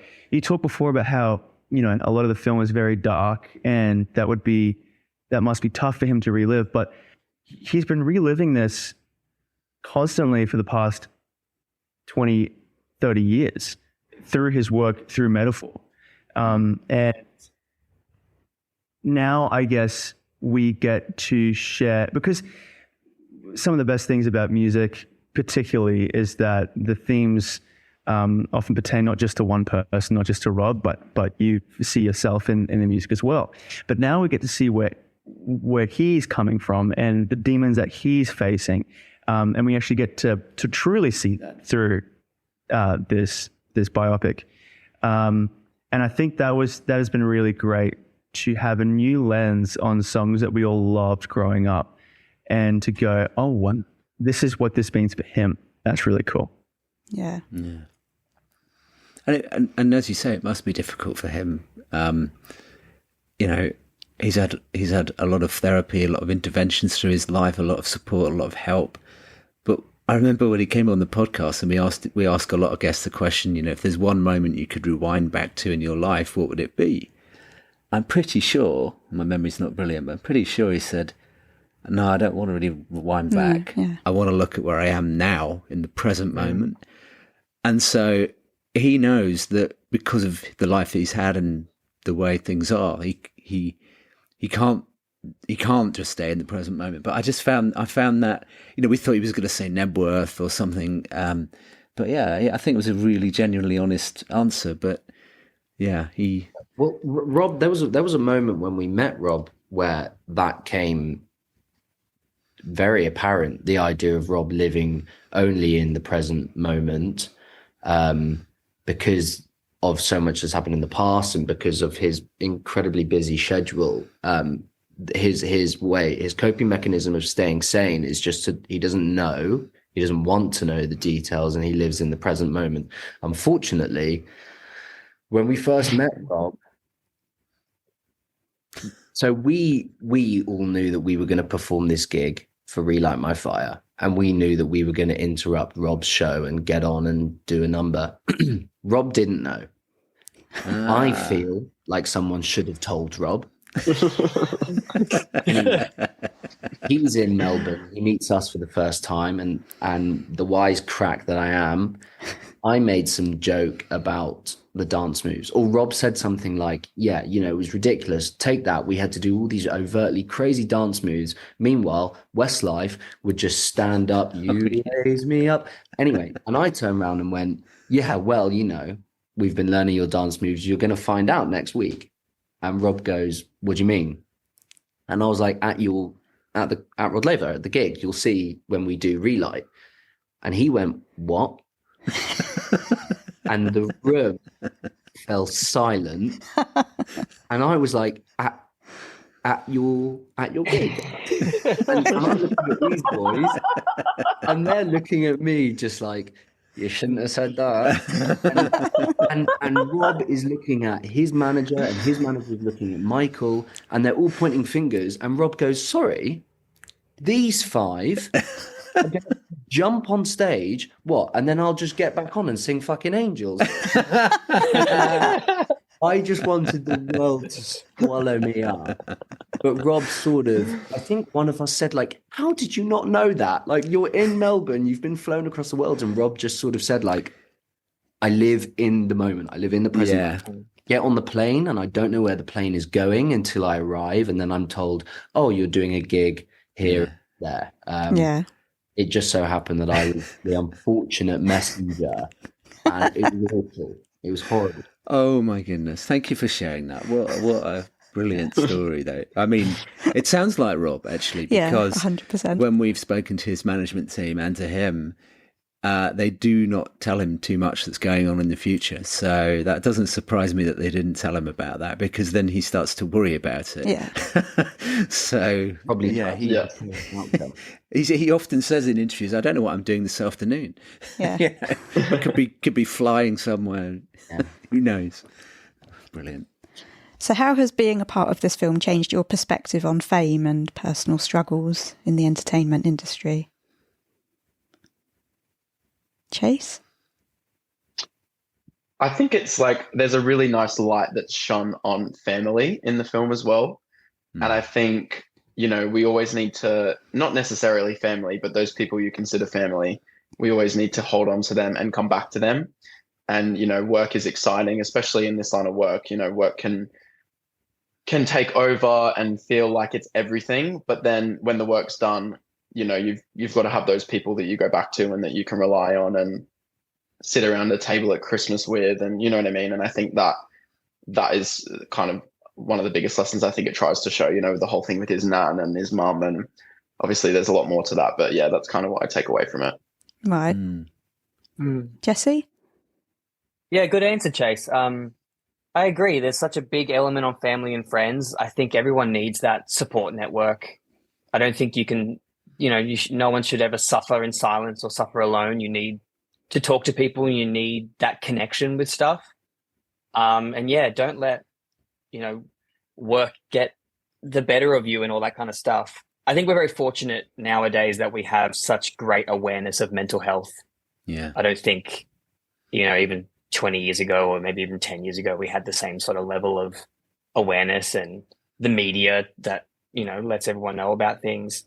I think, yeah, we're very fortunate that we now have all of this understanding of mental health and how much that actually affects your entire life, like not just your mental, but your physical health and emotional health and all that kind of stuff. But yeah. Yeah, and of course, Rob was an innovator in talking about him and how he has been. And I think he made himself very vulnerable back in the day when it wasn't the done thing to talk about mental health. And yet he did. And the press shredded him for it a lot of the time. But yeah, he was one of those early proponents who actually started really opening up and talking about it. And the film, obviously, it really examines that as well, which I think is important. Yeah. Yeah. I have to say, to go back and refer to the Relight My Fire scene, I remember that immense feeling of utter euphoria, shooting it, experiencing what it felt like to have thousands. And there's this great line in the script, which Steve Pemberton delivers. And he says to Rob, how do you not know who you are when there are thousands of people screaming your name? And I remember doing Relight, and obviously we had a load of extras wearing Take That t-shirts with our actual faces on, and they've got Gary on their forehead, and then you've got thousands of Robbie fans. And I remember that feeling of euphoria, and I remember calling my mum afterwards being like, I felt like a god, felt like an actual god. Like they're there, all of those people were there for us. And like Jesse said, the fact that it was our first scene in principal photography was genius because it completely informed how we played pop stars for the rest of the thing. But I remember coming away from that being like, I totally understand why pop stars can lose their way, because you're going up and getting that sense of euphoria and adoration every night. The day-to-day is so incredibly mundane, and how can you not come away from an experience like that with an inflated ego, and how can you not therefore find remedies to put yourself back on that high? And that was incredibly eye-opening. And you look at recent events with Liam Payne and things like that, and I feel like we have a very particular insight. Oh, sorry. Am I boring you, Liam? Yeah, man. Sorry. I feel like we have a very particular insight into how it feels to be pop stars, and it is wild. Yeah. Do you remember, Jake, or the other boys, when we come off from the first take of being on the stage in Rod Laver, Simon got us all together and we kind of just had a moment to ourselves, and then he goes, "That's the feeling that Rob is constantly chasing." Yeah. And I feel like that was like a light bulb moment for me, into like understanding his psyche a bit. Totally. I remember looking at Jono. I remember this so vividly, actually. I've always thought about this moment because poor Jono, you know, us like went up there and had the time of our lives, and we had creative license to have the time of our lives. Jono had a movie to carry. He had a narrative and, close-ups to deal with. And I remember looking at John in the wings, and we were all like, it's incredible. And I remember looking at John, and bless him, he's doing some real character work in the corner, and he looked like he's seen a ghost because he's got to go out there and deliver that narrative. He's having to come at that experience from a completely different mindset to we were. He was teaching himself to hate that experience whilst we were being like, yeah, the most incredible thing. And I just remember looking at John, and his lip was quivering, and he was on the verge of tears, and he was silent, and he was just staring into the middle distance. And I remember looking at him like, oh shit, me and him are coming at this from completely different viewpoints. Oh, hold on, we're working. We're doing a movie here. That's so true. You know, we win the lottery. This is work. We got something to deliver. Mine is just a lot more fun to deliver than what John's got to do. Wow. That's fascinating. You're playing yourself over cinema because the story that you do tell through Relight and the animosity growing towards Rob and stuff is terrific. And I know you. Yeah, I just want to sing your praises for a tick as well. Oh, thanks, mate. It's funny when we talk about the Relight thing, how we'd spent 6 weeks rehearsing to a T every gesture, every step on the stage and delivering each line of that song. And then once we'd done our first 3 takes and Michael and Simon sort of said, listen, boys, you've got it. Go out there and enjoy the next one. All of that all of the character work went out the window. We went out on that last take as Jake, Jesse, Chase, Jono, and Liam. And we enjoyed it and we performed. And lo and behold, that's the take which made the final cut because we Really? Yeah.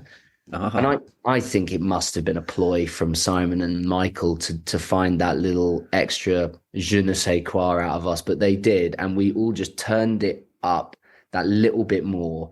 The hip thrusts became like full sort of skiing pole, you know? Jesse and I had this amazing moment where we looked at each other we said before we went out, we were like, dude, just look at me. Let's find a moment. We did, yeah. We looked at each other and just burst out laughing on stage, and it's all there in the final cut. It's amazing. The scariest part is we found out months later that they actually didn't have it yet until the last take. They were like, they said to us, go out, enjoy it for yourselves. This one's for you guys. We found out later they were like, no, we didn't have it yet. We were still needing something. So that we were like, oh my God, was the last take even any good? Because we just went out there as us and not as Take That. But yeah, it worked. Oh, I love that.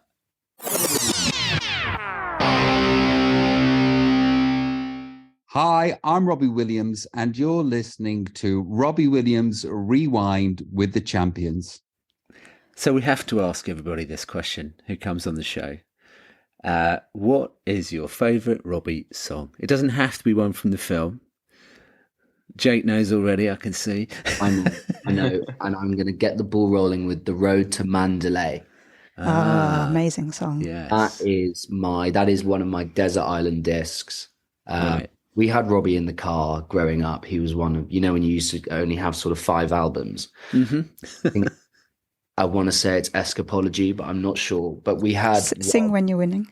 Is it? Yeah. We had Rob in, and my brother and I used to call The Road to Mandalay the Bum Bum song because it's the chorus. Yeah. Bum, bum.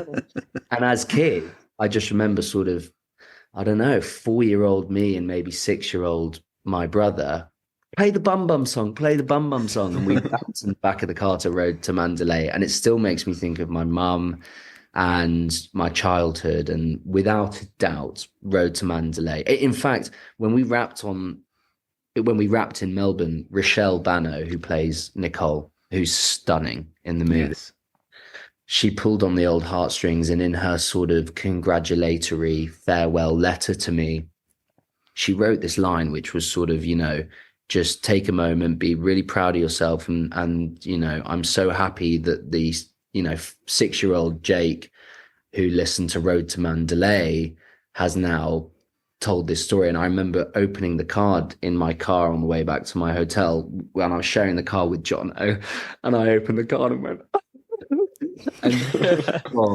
because that song means so much to me.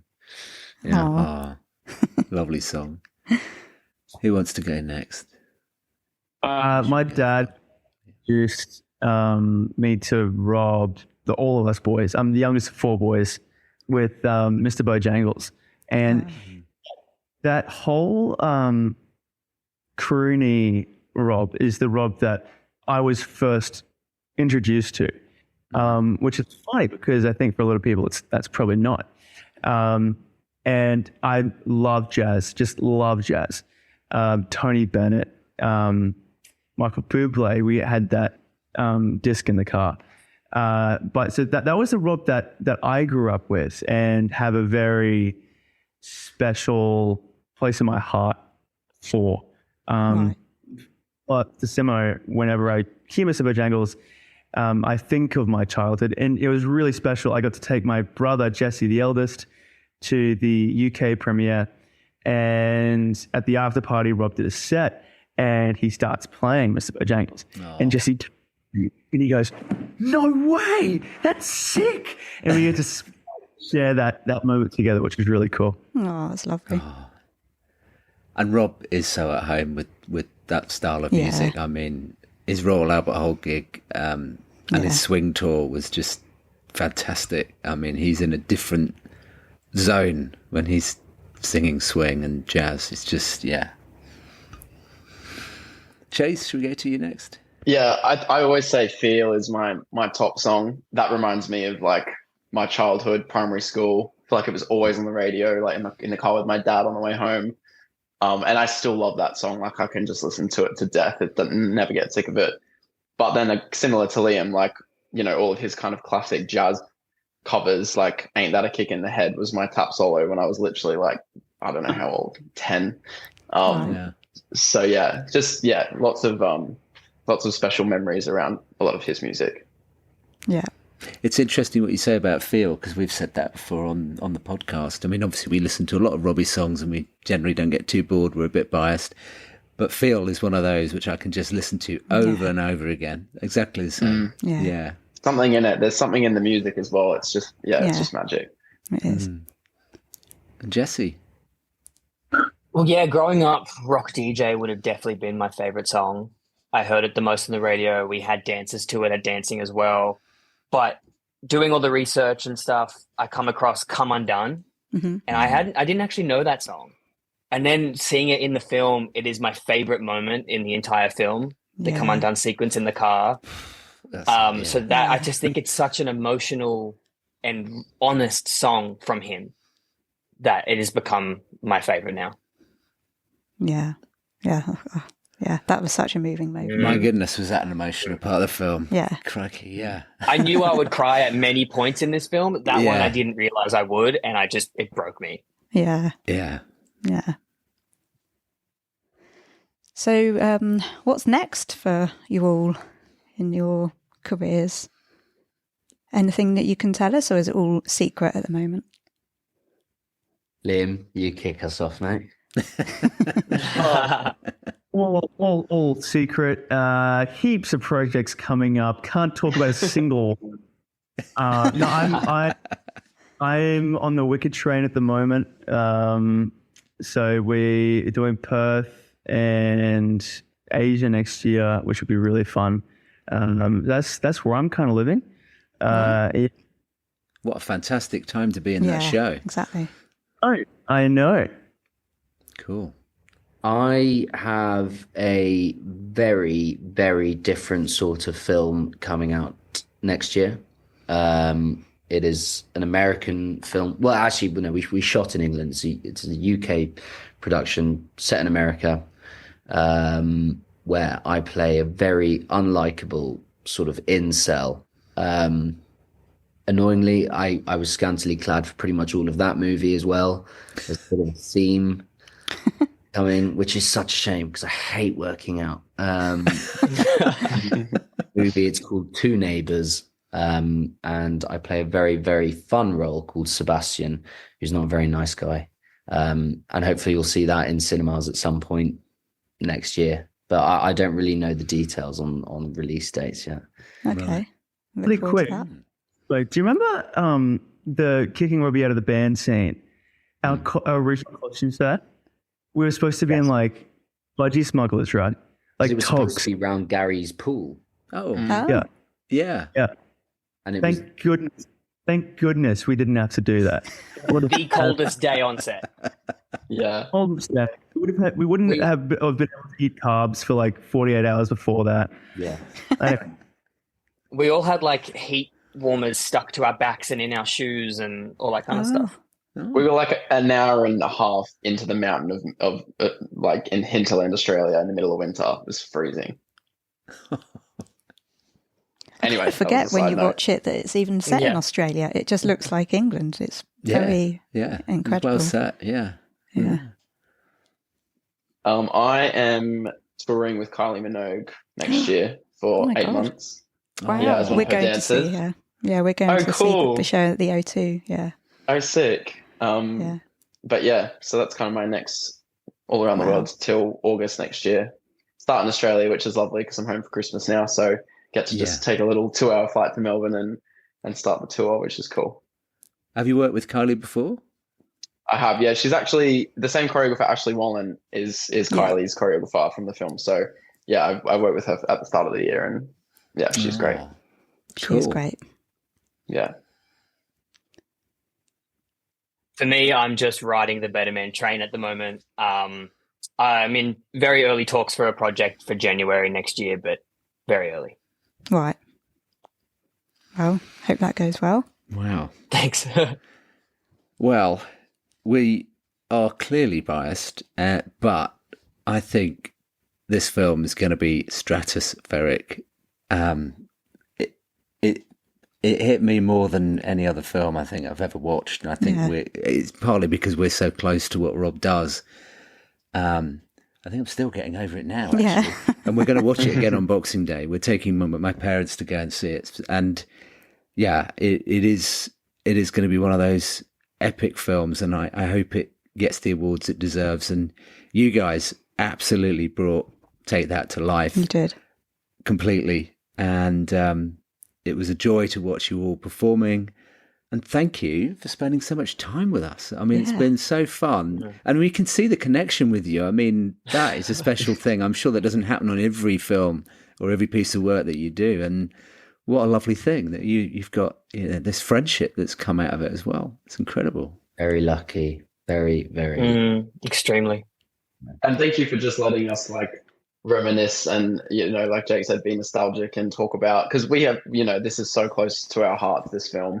And, the five of us, we all just, adore each other. So being able to like share that with people that see that on screen and like tell people that, yeah, it is real. We do actually, it was as magical as it looked. Like, yeah, thank you for letting us do that. Yeah. Well, we're very happy that you have been able to join us and that we've had an exclusive interview with all four of you together. Exactly. Well, we'll let you carry on with your day. I know that you've all got things that you need to get on and do, and we probably need to go to bed, I think, in a minute. But thank you, guys, and we look forward to seeing what you all do in the future. And maybe we'll bring you back on the show again at some stage to come and have a chat about what you're up to when we tell the second half of Robbie's life. I don't know if that's gonna happen. Yeah, true. All right, thanks, guys. Appreciate your time. Thank you. Thank you so much. Thank you. Bye. Bye. Bye, guys. Thank you.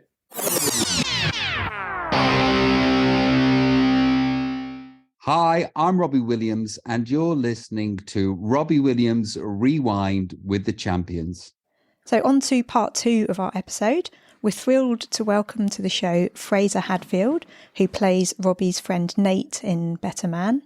Hi, Frazer. Welcome to the show. Ah, yeah, thanks for having me. It's okay. Yeah, great to have you on.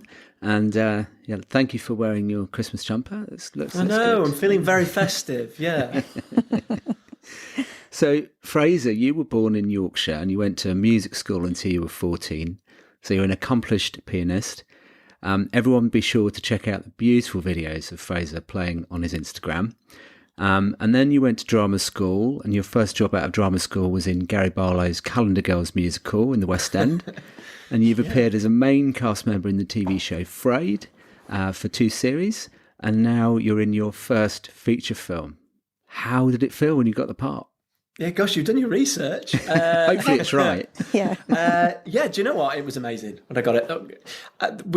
So I'm trying to think when I got the call. It was like, obviously it was sort of during the pandemic, so everything had been really slow, and the team were out I'd been auditioning for this for a while, but the team were out in Australia, and so everything was done over Zoom. So it's one of those where I woke up to an email. I was checking my emails every night to see if they'd made a decision, and I woke up to an email that came through probably about 4 a.m, and I woke up and I checked my emails. I was like, oh, it's there, and read I got the job, and then obviously couldn't get back to sleep. But yeah, it was great. It was great. It's just sort of surreal to be offered a role in a project like this, especially being directed by someone like Michael Gracie. Yeah. So it's very cool. It's like actor's dream. Yeah. Yeah, definitely. So what was the audition process like? Was it all over Zoom? So I think I myself, along with every other sort of boy in the UK, so we sent in a self-tape for Robbie way back. I think that was sort of like mid 2021.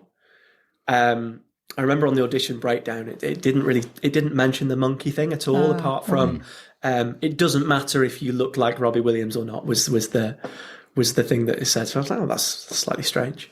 Yeah. But yeah, I taped for Robbie, and interestingly enough, the audition scene for Robbie was the scene towards the end of the film with Nate.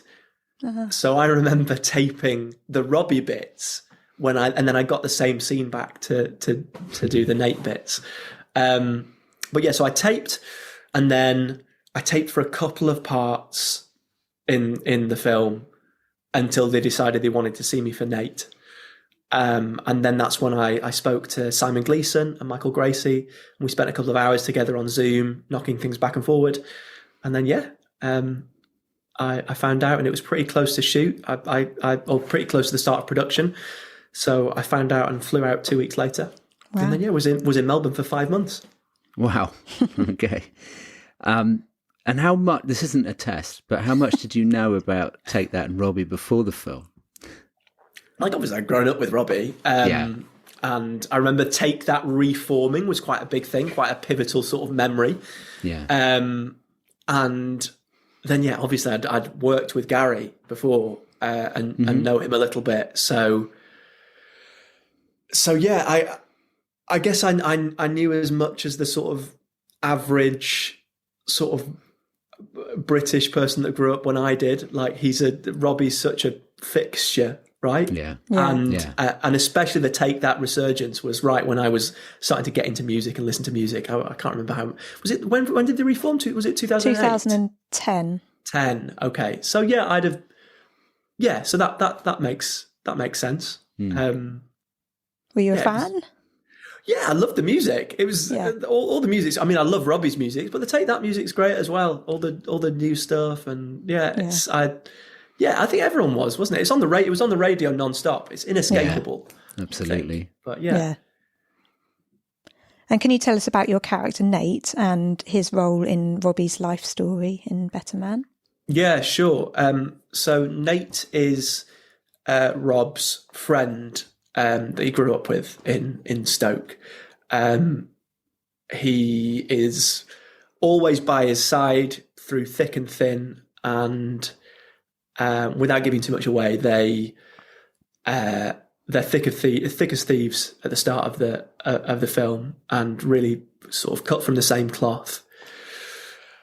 And then Robbie goes through this incredible life-altering experience, and by the end of the film, they're still close, but they're maybe less able to communicate.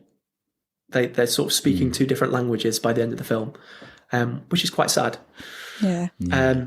Nate, now obviously, you'll know that Nate is not a real person in Rob's life, and that was a conscious decision by the scriptwriters, the filmmakers. They wanted everything that happens to Nate and Rob is drawn from Rob's experiences that he's talked about with different friends that he has. Yeah. And they decided that it would be best to sort of centralize that into one character for the narrative. So the situations are inspired by real events, but it's an amalgamation of a bunch of his friends that the character of Nate. Yeah. Right, I see.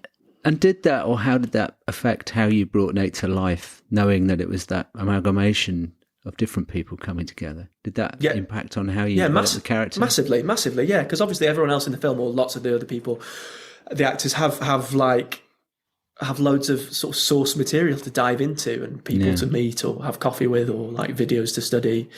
And I didn't have that, but it was quite freeing.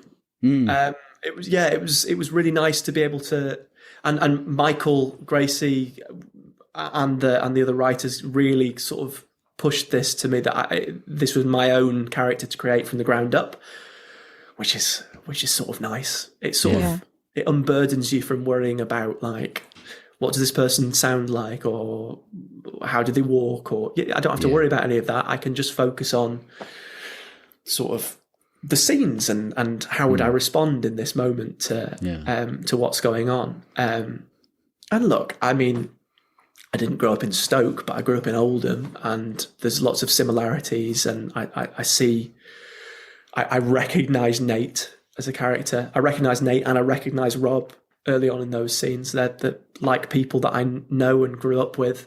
So it's easy to sort of tap into that sort of like working class, salt of the earth mindset, you know? Yeah. It feels super familiar.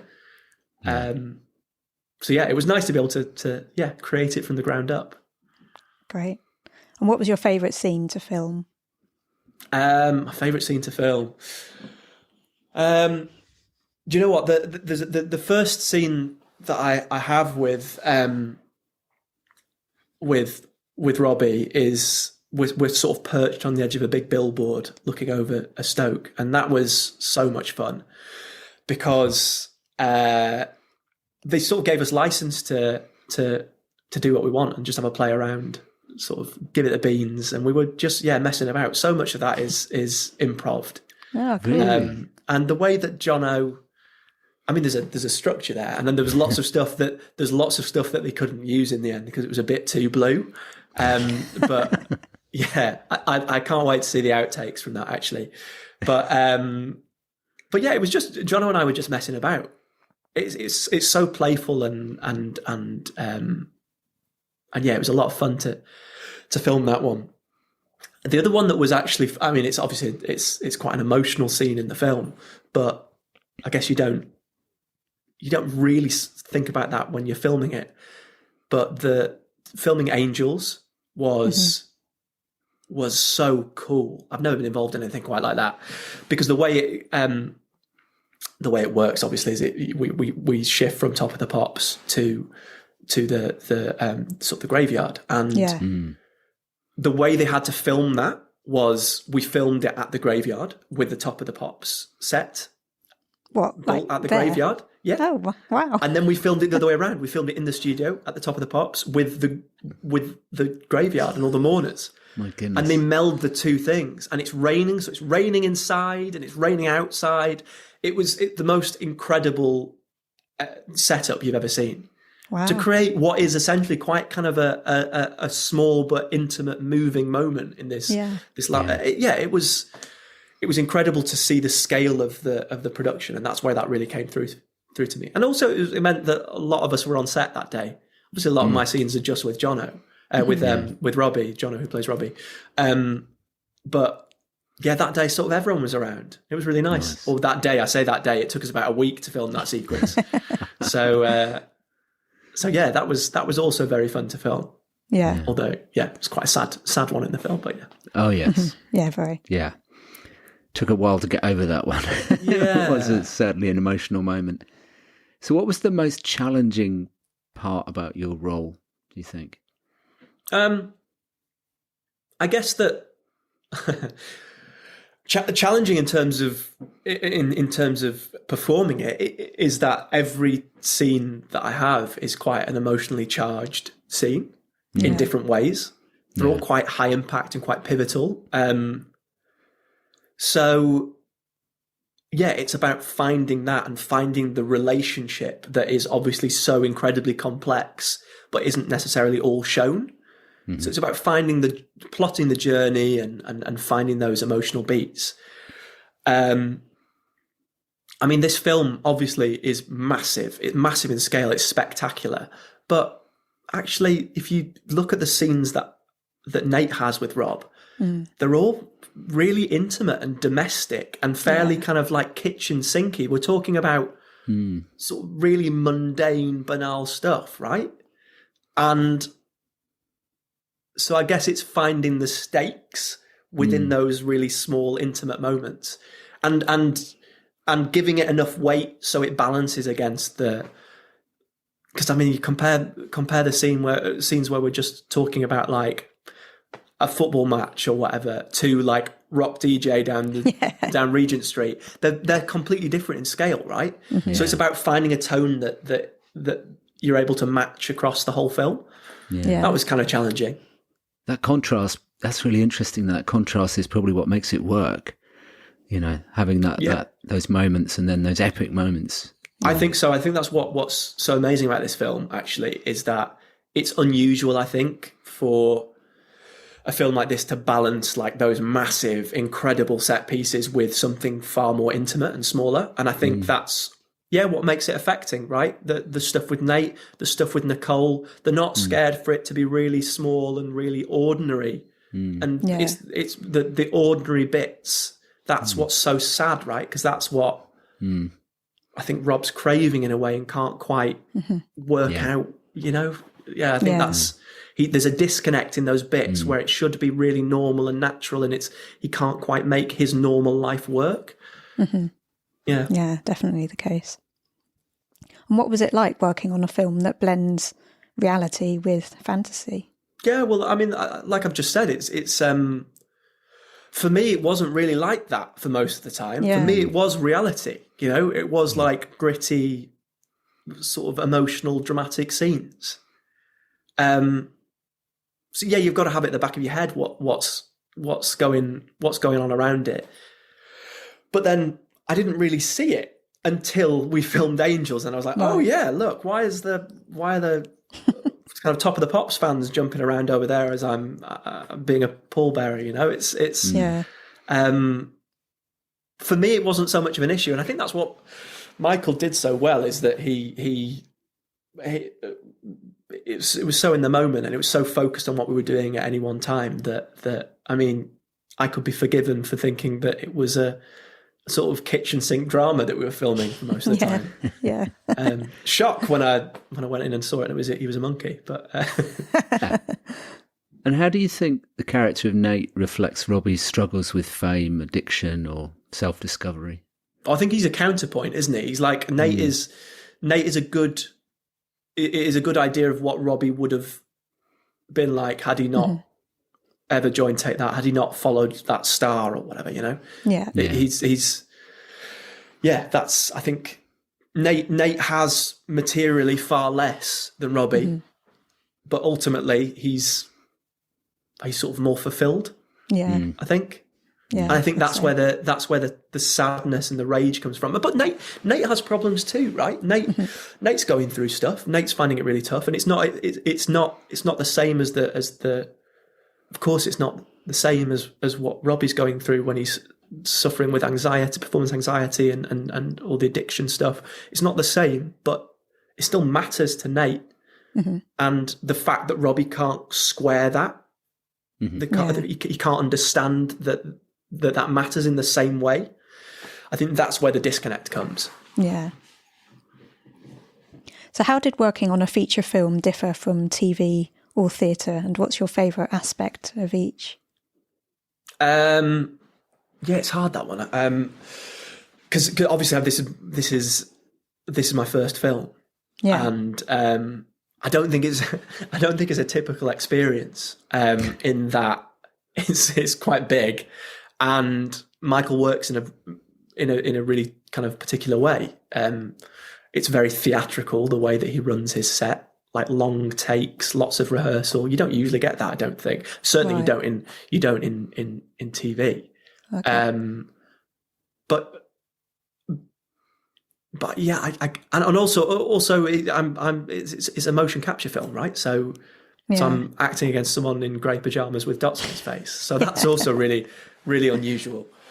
But I loved this. I loved this experience so much. It was incredibly fulfilling, really exciting, and I guess with such a bold vision, I really didn't know how it was going to turn out. Yeah. But everyone that was working on it was so incredibly passionate and so kind of so pumped up about what this could be, that it's sort of there's an energy on set and everyone's excited, and you can't help but think, oh yeah, if all these people are buying in, then I'm buying in too. This is going to be great, you know? Yeah. So yeah, I loved it. I'd love to have an experience like this again. Yeah. You set the bar pretty high. Yeah, I know, right? I know. Well done. Is there one thing you learned about Take That or Robbie that surprised you during filming? I guess I learned more about them sort of in the development process of the film, like reading the script and the read-throughs and stuff. I didn't realise how young they all were when it first started. I really didn't. And I certainly didn't. I mean, I didn't realise how full on it was and how quickly it got that full on. It's wild. And I think, hey, it's quite topical, right? With all the incredibly sad stuff that's happened with like Liam Payne and it's like history repeating itself. And if you think about how old those lads were when that started, it's mirroring it, isn't it? Absolutely. So I think there's a learning to take from this. But yeah, I didn't. I learned that for the first time. I assumed they were much older when it all kicked off. Yeah. I couldn't handle that at 15. I can assure you. No. I mean, Rob talks about this, right? He talks about this, and there's a line in the film about like you stop growing up when you become famous. So I'm a 15-year-old boy in a man's body. It's quite powerful, that, isn't it? It is. Very. Yeah. And what did you learn as an actor and as a person from working on the film? Collaboration, I think. Right. The way that this set was run was so collaborative, and everyone's point of view was respected. There was a lot of time and weight given to everyone's opinions. I think that's what happens when you're working on a film like this, where everyone is pulling for it. No one says something without the best of intentions. Everyone's just trying to make this film as good as it can be. So yeah, trusting in the process. Yeah. Trusting in the vision that, I mean, you can't really, on these sorts of things, especially something like this where so much of it is realized in the post-production, you don't know what's best when you're in it. All you can do is bring yourself to it. You've just got to trust in the people around you that they know what they're doing. And it's going to be good, you know. And how has being a part of the film changed your perspective on fame and personal struggles within the entertainment industry? I think it really has. It really has. I think just hearing, I mean, obviously the content of the film, but then hearing Rob talk about it after he's seen it and how sort of affected he is by it and was by it and still is by it. and it's kind of inspiring that he's so open and willing to share all that stuff, right? Yeah. I think that's, it's made me think about it a lot more. And especially like when I'm seeing younger people in the public eye now thinking, oh, right, okay, let's sort of, kind of reassess our views on that. Yeah. Mm. And you went to see him at his Albert Hall show in a gig in 2022. Had you seen him live before, and what did you think? Yeah, he's amazing, isn't he? He's like the ultimate entertainer. How many times have you seen him? Have you seen him a lot? Oh, Go on, how many? Over 100, isn't it? Easily. Well, about 50 concerts, but then probably over 100 if you include other. Wow. We see him things. more than once on a tour, so that pushes the number up. Okay. We travel to cities where we want to go, and have mini breaks and stuff. So we make a thing of it. Yeah. So I saw him when I was quite little. Oh, right. And I've been meaning to ask my parents, like, when was that? Where was it? Where were we? So I think I was probably like 10, 11. Yeah. I used to go to school right next to the MEN Arena in Manchester. Okay. And I'm pretty sure I saw him there. But then since then, more recently, I saw his, I saw him at the O2 a couple of years ago. Oh, right. And then on the obviously 25 tour. Yeah, 25 tour. And it was just amazing. He's also that was after I'd shot a lot of the stuff, shot all the Australian stuff, and that was amazing. Like seeing the guy again, fresh, that I've just been sort of immersed in his journey for 5 months. When I was filming the film, honestly, you don't really think about, this is Robbie Williams. I'm thinking, this is Jono, and we're having this. Yeah, we're doing all these scenes together, and this is this film. Yeah. So it's hard. You sort of divorce what's actually happening from the sort of wider context. But then when I saw him again, I was like, "This is a big deal." Yeah, because he's the ultimate entertainer. Yeah.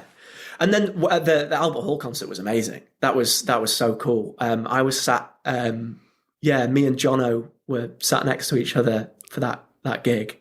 It was me, Jono, and Alison, and it was amazing. Did you spot? So right at the end of the film, there's a little close up of Jono. Yeah, we spotted that. That was great, and that was on that night. So that was filmed on that night at the concert. Wow! And it was amazing. That was a lovely part. That was about the only time that we took our eyes off the screen, looked at each other, and thought, how nice was that? That's the bit. That's the bit. The first time that I saw it. So I saw it in a screening room with Chase, who plays Jason, and Jake, who played Gary, and we all spoke afterwards, and we said, that was immediate tears. Yeah, because Jono is so amazing in this film. I'm sure you can appreciate, like, he's got the mannerisms down. He's done so much work. He really sort of became Robbie, especially in those big performance scenes. Yeah, so recognizable. To see his work acknowledged in that way is so lovely. Yeah, he was incredible. And I think that Michael said that it was Jono that did the Nebworth scenes. Because I believe filmed Robbie it all out did in Serbia. Yeah, right. So Jono, that all of the Nebworth stuff is Jono. Yeah, and he was incredible. Absolutely. Yeah. He nailed it, didn't he? Did. Yeah. I mean, seeing the raw footage of Jono in the mocap suit doing it, like pre the monkey, is amazing, because you're like, that's when you realize, he is doing it all. Yeah. It's completely faithful, and that's why Weta is so good. Having worked with Jono and seen him on set, the monkey is so Robbie, but it's also so Jono. Yeah. It feels, They found a really good middle ground where that sort of performance is really preserved, which I love. Yeah. And what's your favourite Robbie song? I knew you were going to ask me this, so I had to think about it. So I feel like this is a really boring choice, but there's a reason behind it. So Rock DJ is my favourite Robbie song, because I did a show at the Soho Theatre back in 2016, 15. And the show, it was called Flashes, and the show started in the bar. We were all milling about the bar downstairs, and there was a flash mob to Rock DJ in the bar. And obviously that flash mob has now been slightly upstaged by the bigger flash mob on Regent Street, like 200 meters away from the Soho Theatre. But yeah, it brings back firm memories. And so whenever we've been filming, whenever I've seen Robbie with the film and all that sort of stuff, and Rock DJ plays, I always video it and send it to my castmates, doing the weird dance that we did in the Soho Theatre bar. So that's my favourite song. And then also a close second is Candy, because Michael, on set, when he needed sort of everyone to be sort of amped up and excited and a bit of energy in the room, if there's lots of like supporting artists on set, get them amped up. I'm thinking particularly of like the scene where All Saints get the number one in the club. He needed everyone really hyped up. Whenever that happened on set, he'd play Candy through the speakers and say, right, everyone dance. And everyone danced to Candy, and then he'd roll the cameras. And everyone it's a song that you can't help but dance to. Yeah, definitely. Yeah. So there you go. Oh, haven't heard that story before. No, we didn't know that. Thank you for that exclusive. No, of course. Yeah. And before we wrap up, we're curious to know what the future holds for you, or what's next for you. TV, film, theatre. Obviously, you're a very versatile actor. But what's up? What are you doing next? So it's all really exciting at the moment. Obviously, this film coming out. I'm excited for everyone to see this film. And I've been on set filming this year. And I've got things in the pipeline, but I mean, it's so boring. Actors always say this, but I'm really not allowed to talk about anything. Yeah. but it's very exciting, and watch this space. Good. We're glad to hear it. We've also been watching Frayed recently, and we enjoy your performance in that. That's a funny show. Thank you very much. Yeah, it's very different, right? But hey, both. Interesting thing is they both filmed in Australia, so a lot of the crew that I worked with on Frayed actually were on Better Man as well. So it's a little mini reunion. Obviously, it couldn't be two more different projects, but yeah, it's good. Well, thank you, Frazer, for spending the time with us today. It's been you're very welcome. Incredible it's been a pleasure to hear your journey and your stories. It really has. Oh, so thank you. Yeah, and thanks for supporting the film. It's I'm just really glad you like it. We do. Oh yeah, we're going to see it again on Boxing Day, even though we've seen it before. Oh, so am I. I'm doing the same thing. I want to see it in a cinema with people that are experiencing it for the first time. You know, that's quite exciting. Yeah. Thank you, and we'll see you soon. Yeah, thanks. You're very welcome. Cheers. Thanks.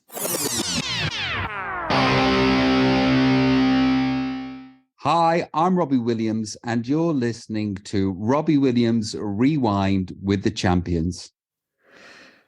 Well, how good was that? Yeah. Crikey. Yeah. I've loved chatting to all of the guys that we've just spoken to. Liam, Chase, Jesse, Jake, and Frazer. Trying to remember all their names. Yeah, and it was nice to have the Take That actors together as a four. Yeah, it was an exclusive. So, and little secret behind that one that you probably won't pick up in the edit itself, but I think we could have probably talked for another 2 hours. Well, they could have done. It was we finished about 1:30 in our time. So, but it was a great discussion. And I think they loved being together, and it's so lovely to hear that they've been in touch and they've been friends ever since.